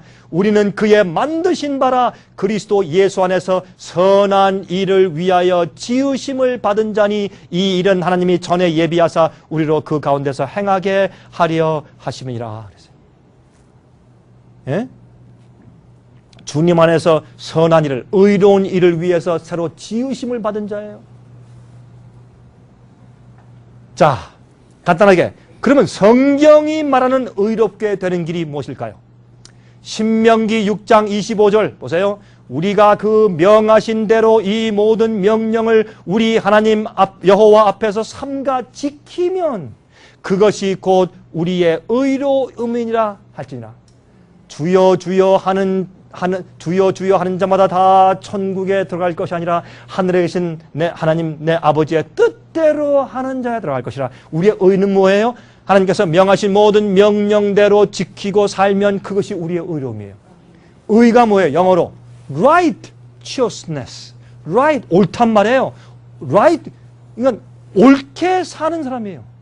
의인, 한문으로 오를 의자 아니에요? 그렇죠? 그러니까 옳게 사는 사람이 무엇이 옳아요? 옳고 그름을 뭘로 판단해요? 예? 성경 말씀으로. 주님께서 하라는 걸 하고 하지 말라는 걸 하지 않는 것이 옳고 그름이고 그게 의와 죄예요. 그렇죠? 죄는 뭐라 그랬어요? 요한일서 3장 4절에 죄는 뭐라 그랬어요? 죄는 불법이라. 죄는 주님의 계명을 어기는 것이 죄예요.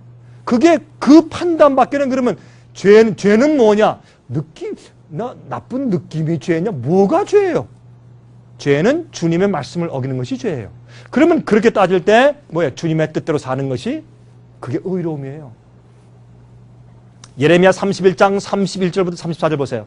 내가 나의 법을 그들의 속에 두며 그 마음에 기록하여 나는 그들의 하나님이 되고 그들은 내 백성이 될 것이라.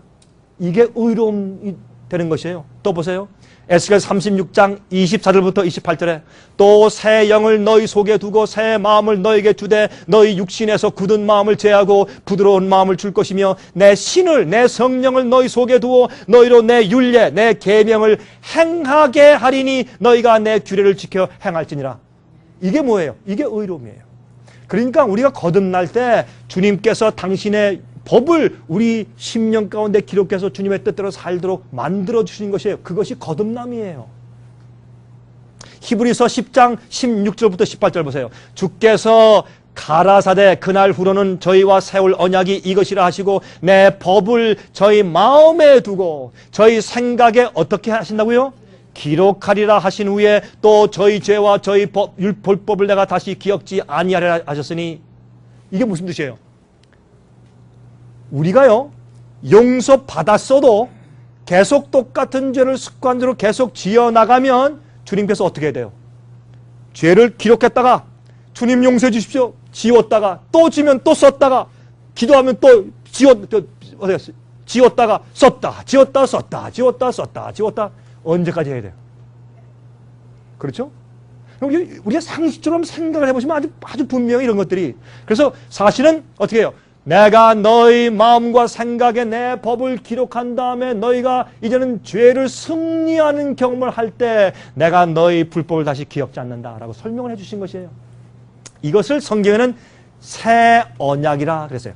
옛 언약은 시내산에서 모세에게 십계명을 주실 때 세운 것을 옛 언약이라고 말했고 새 언약은 십자가 위에서 주신 것이 새 언약이에요. 그러면 옛 언약과 새 언약의 조건은 같아요. 너희가 내 뜻대로 살고 내 명령을 지켜 행하면 내가 너희 하나님 되고 너희는 내 백성 될 것이라. 그것이 언약이에요. 그런데 우리 사람들이 자기의 힘과 노력으로 하려고 막 안간힘을 쓰는 것을 어떻게 해요? 그게 바리새인주의고 그게 율법주의예요. 우리는 우리 스스로 그걸 할 수가 없어요. 그것이 옛 언약이에요. 새 언약은 뭐냐? 할 수 없어서 주님께 십자가 앞에 나와서 주여 나는 죄인이고 할 수 없습니다 하고 그냥 엎드리면 그 주님의 은혜가 내 마음 가운데 폭포수처럼 들어와서 갑자기 내 마음 가운데 주님의 뜻대로 살고 싶어지고 할 수 있게 돼버려요. 성령의 은혜가 내 마음 가운데 주님의 뜻을 기록해버리세요. 그것이 새 언약을 경험하는 것이에요. 새 언약도 순종이고 옛 언약도 순종인데 옛 언약은 자기 힘으로 하려다가 넘어지는 것이고 새 언약은 성령의 능력으로 하는 것이에요. 그게 새 언약이에요.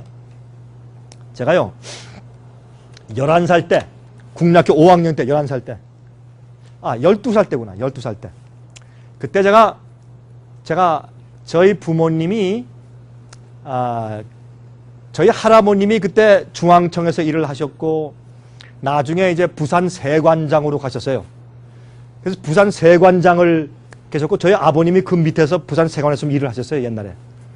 나중에 이제 저희 할아버님이 이제 참의원과 이제 정부 인사로 이제 그 다음에 가셨는데 저희 아버님이 이제 부산 세관에서 일을 하시니까 제가 국민학교 때는 부산에서 지냈어요. 제가 국민학교를 제가 부산에서 나왔어요. 학교를. 근데 그때 우리가 늘 놀던 그 놀이가 전쟁놀이. 그저 모래성을 쌓고, 그 다음에 이 대나무 잘라가지고 칼 만들고, 화살 만들고, 활 만들어 쏘고, 또 이런 동글동글한 돌들 모아가지고 적군이 달려오면 탁 던지고, 참 좀 위험한 놀이를 했어요. 우리가 생각해도 지금.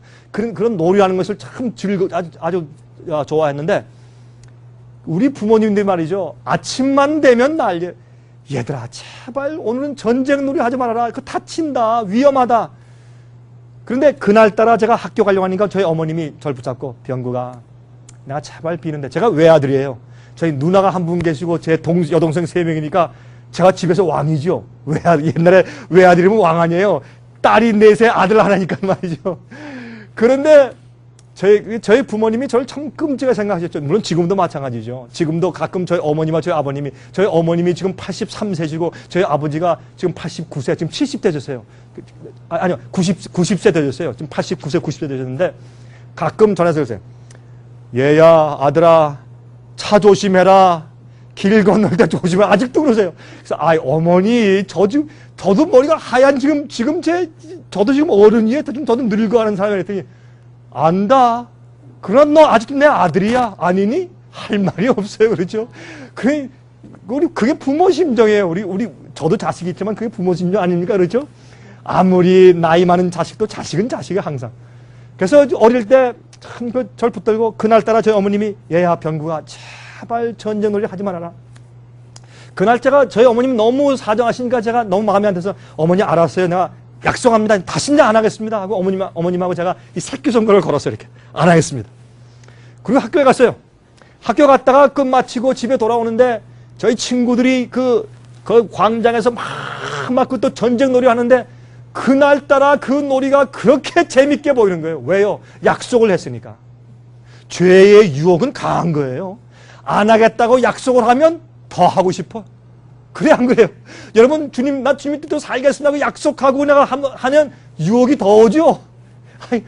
나 안 하겠다고 약속하니까 그날따라 더 매력있게 보이는 거예요. 눈을 들고 걸어가려고 막 하니까 옆에서 부릅니다. 병구가 들어와서 한번 하자. 안 돼, 나 어머니하고 약속했어. 그러니까 또 놀리죠 또. 예? 또 별 얘기하면 다 놀려요. 근데 제가 걷는데 빨리 가면 될 텐데 제가 걸음을 좀 천천히 갔습니다. 여러분 유혹을 느낄 때 빨리 도망가세요. 다윗도 궁전 위에 걷다가 밧세바를 보았어요. 유혹을 보았을 때 얼른 도망가야 돼요. 근데 자꾸 보면서 주님 나 도와주세요. 약합니다. 도와주세요 하면 빠지게 돼 있어요. 그렇죠?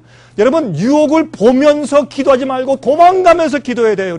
우리가 유혹당하면. 맞습니까? 아니 왜 이 얘기엔 아멘 소리가 적으세요? 여러분 아멘 하세요? 여러분 유혹을 받고 시험 당할 땐 도망가면서 기도하세요. 자꾸 보면서 기도하면 우리 약해져요. 우리가 하나님과 협력을 해야지 우리가 승리하죠. 그렇죠? 주님께서 손을 내밀 때 우리가 붙잡아야 올라가죠. 아무리 생명줄을 던져줘도 우리가 붙잡지 않으면 우리가 구원받을 수 없는 것이에요. 우리의 협력과 주님의 능력이 합쳐져야 구원이 이루어질 수 있는 것입니다. 자, 그래서 제가 그때 너무 마음이 약해져서 한 번만 하자. 옷을 탁 벗고 들어갔어요. 들어가서 한 번 그저 더 하는데 그날따라 그렇게 맛있어요. 그게 재밌어요. 여러분 법을 어길 때요. 그 스릴이 있어요. 법을 어길 때 그 짜릿한 맛이 있어요. 죄의 잠깐 동안의 쾌락이 있습니까? 없습니까? 있어요. 그러나 그 쾌락이 잠깐 지나면 멸망이에요. 괴로워요. 그렇죠? 자, 근데 열심히 제가 막 하는데 너무 재밌어요. 그런데 적군이 한 명이 달려와요. 제가 조그만 돌을 탁 집어가지고 적군이 향해서 탁 던졌는데 이 돌이 이렇게 빙 돌고 바람을 타더니 옆에 지나가는 행상 아주머니의 이마를 쳤어요. 아주머니가 아야 하고 쓰러졌는데 보니까 피가 흘러요. 제가 어릴 때 얼마나 그 무서웠는지 아주머니 죄송해요. 용서하세요. 죄송해요. 하고 도망갔습니다. 막 도망을 가는데 가만히 뛰어가면서 보니까 도망갈 데가 없어요. 내가 어딜 가지? 할 수 없이 우리 집으로 뛰어 들어가서 우리 집에 그때 좀 집이 좀 컸어요. 집에 앞에 있는 정원에 나무 뒤에 가서 딱 숨었어요. 여러분이시요.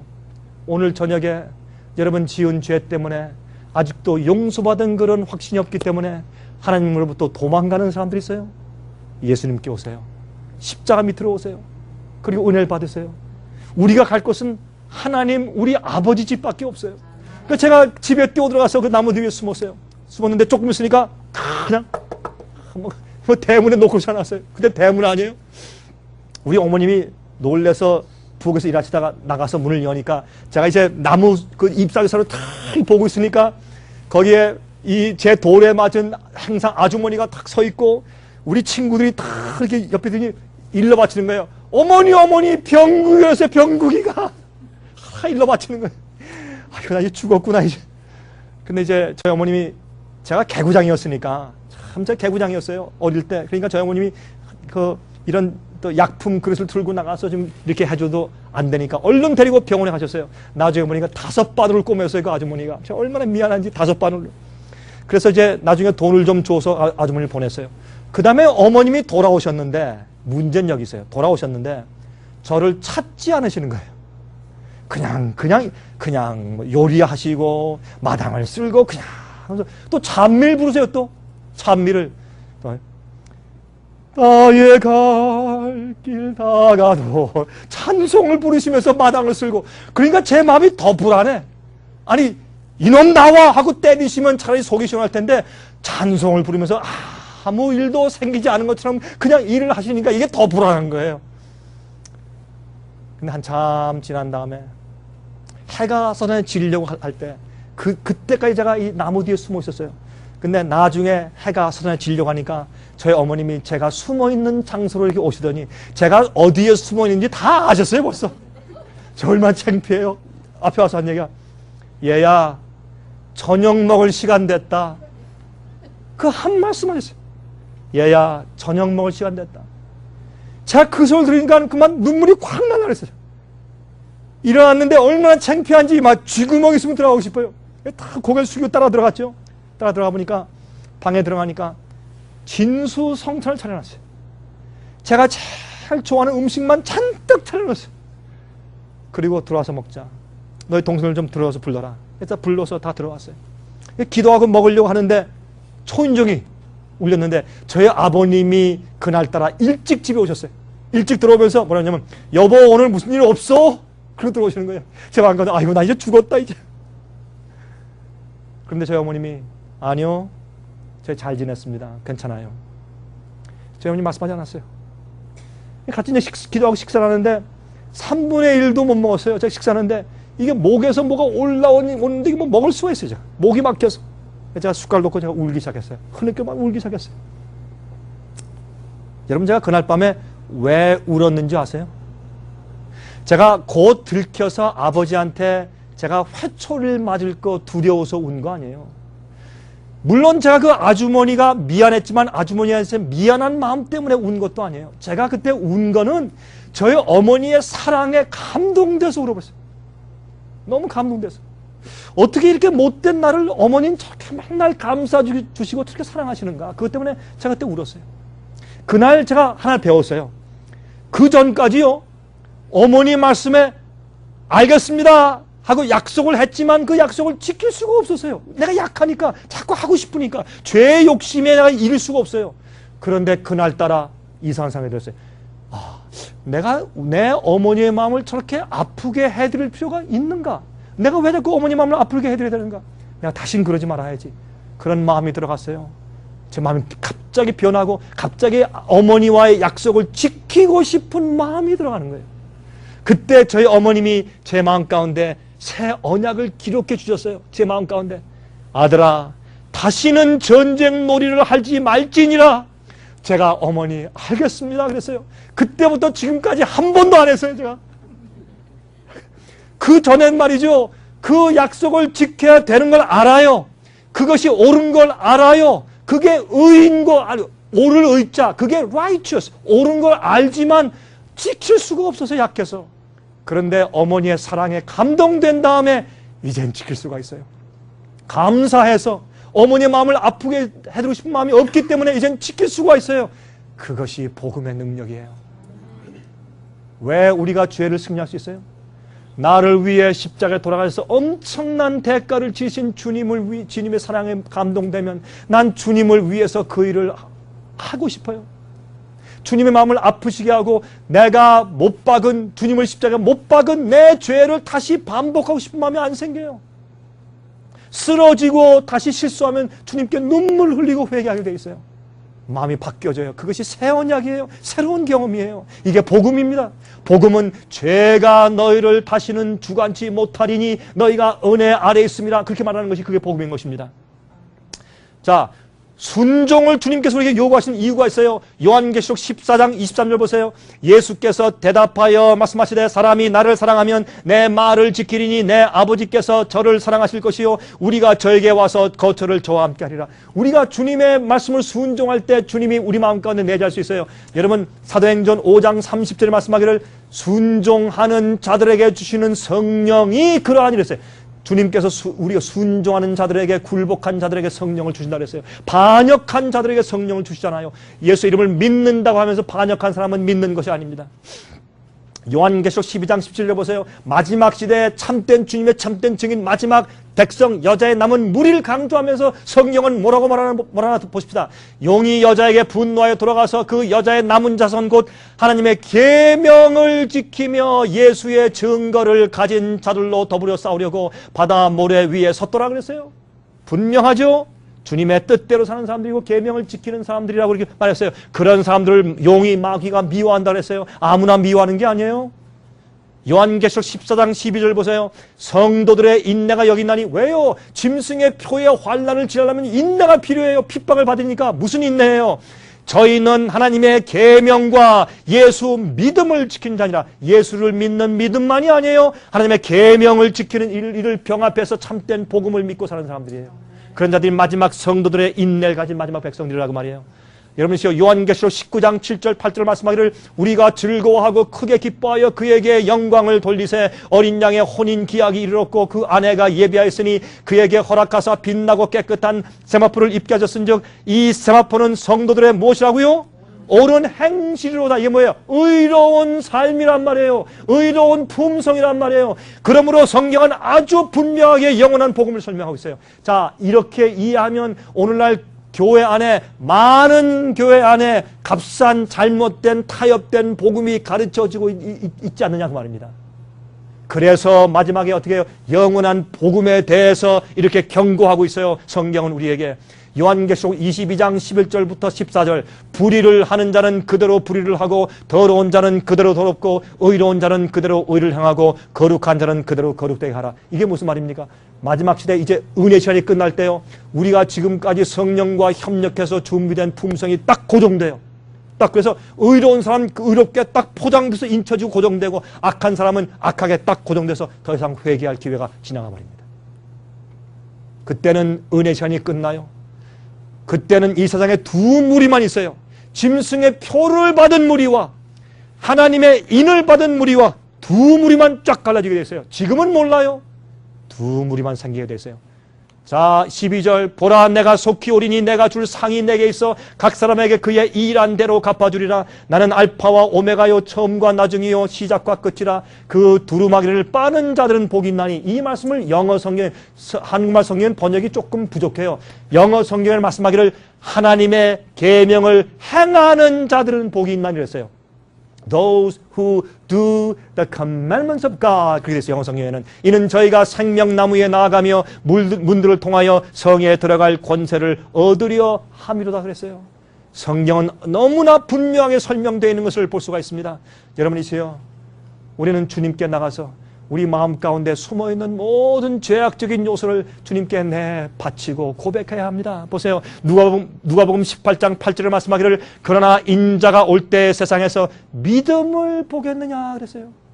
지금 이 세상에 믿는 사람들이 너무나 많은데 예수께서 말씀하기를 내가 이 땅에 다시 올 때 세상에서 참된 믿음을 보겠느냐 이렇게 말씀하셨단 말이에요.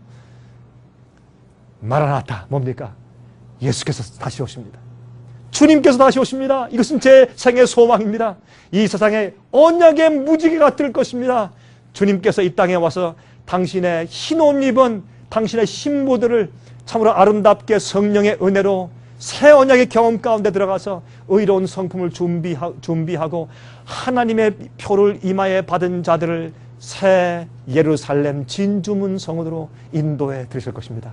그 성도 호명하실 때 성도 이름을 부르실 때 여러분은 그때 어디 계실 겁니까? 그때 여러분들 어디 계실 거예요? 제 친구 가운데 한 사람이 이런 경험을 했어요. 자기가 옛날에 형무소에 갔다 온 경험이 있는 사람이에요. 이렇게 말해요. 형무소에 가면은 8월 15일 날 광복절 날 사면하는 일이잖아요. 사면할 때 이 죄수들이 다 기다리고 있다가 아무개 이름 부르면 좋아서 소리 지면서 막 뛰어나간대요. 그 얘기를 하면서 그 친구가 저한테 얘기했습니다. 강 목사, 나는 예수께서 오실 때 성도 이름을 의인들의 이름을 호명하실 때 내 이름을 부르면 나는 하고 난 달려나갈 것에 그렇게 말했습니다. 주님 속히 오실 것입니다. 세상의 징조를 보십시오. 세상의 천연계를 보십시오. 세상의 온난한 현상을 보십시오. 사람들의 악한 모습들을 보십시오. 예언의 성취를 보십시오.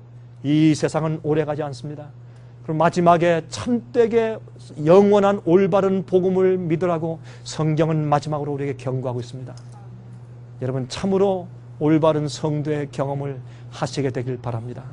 내일은 정말 이 바벨론에 우리를 취하게 하는, 우리를 흔들리게 하는 이런 포도주 가운데 아주 중요한, 여러분이 많은 경우에 오해하고 있는 데에서 제가 설명을 드리겠어요. 여러분들이 좀 깜짝 놀라는 경험을 하실 것이에요. 여러분 우리가 꼭 주님의 성령의 은혜를 따라 사시게 되길 바랍니다.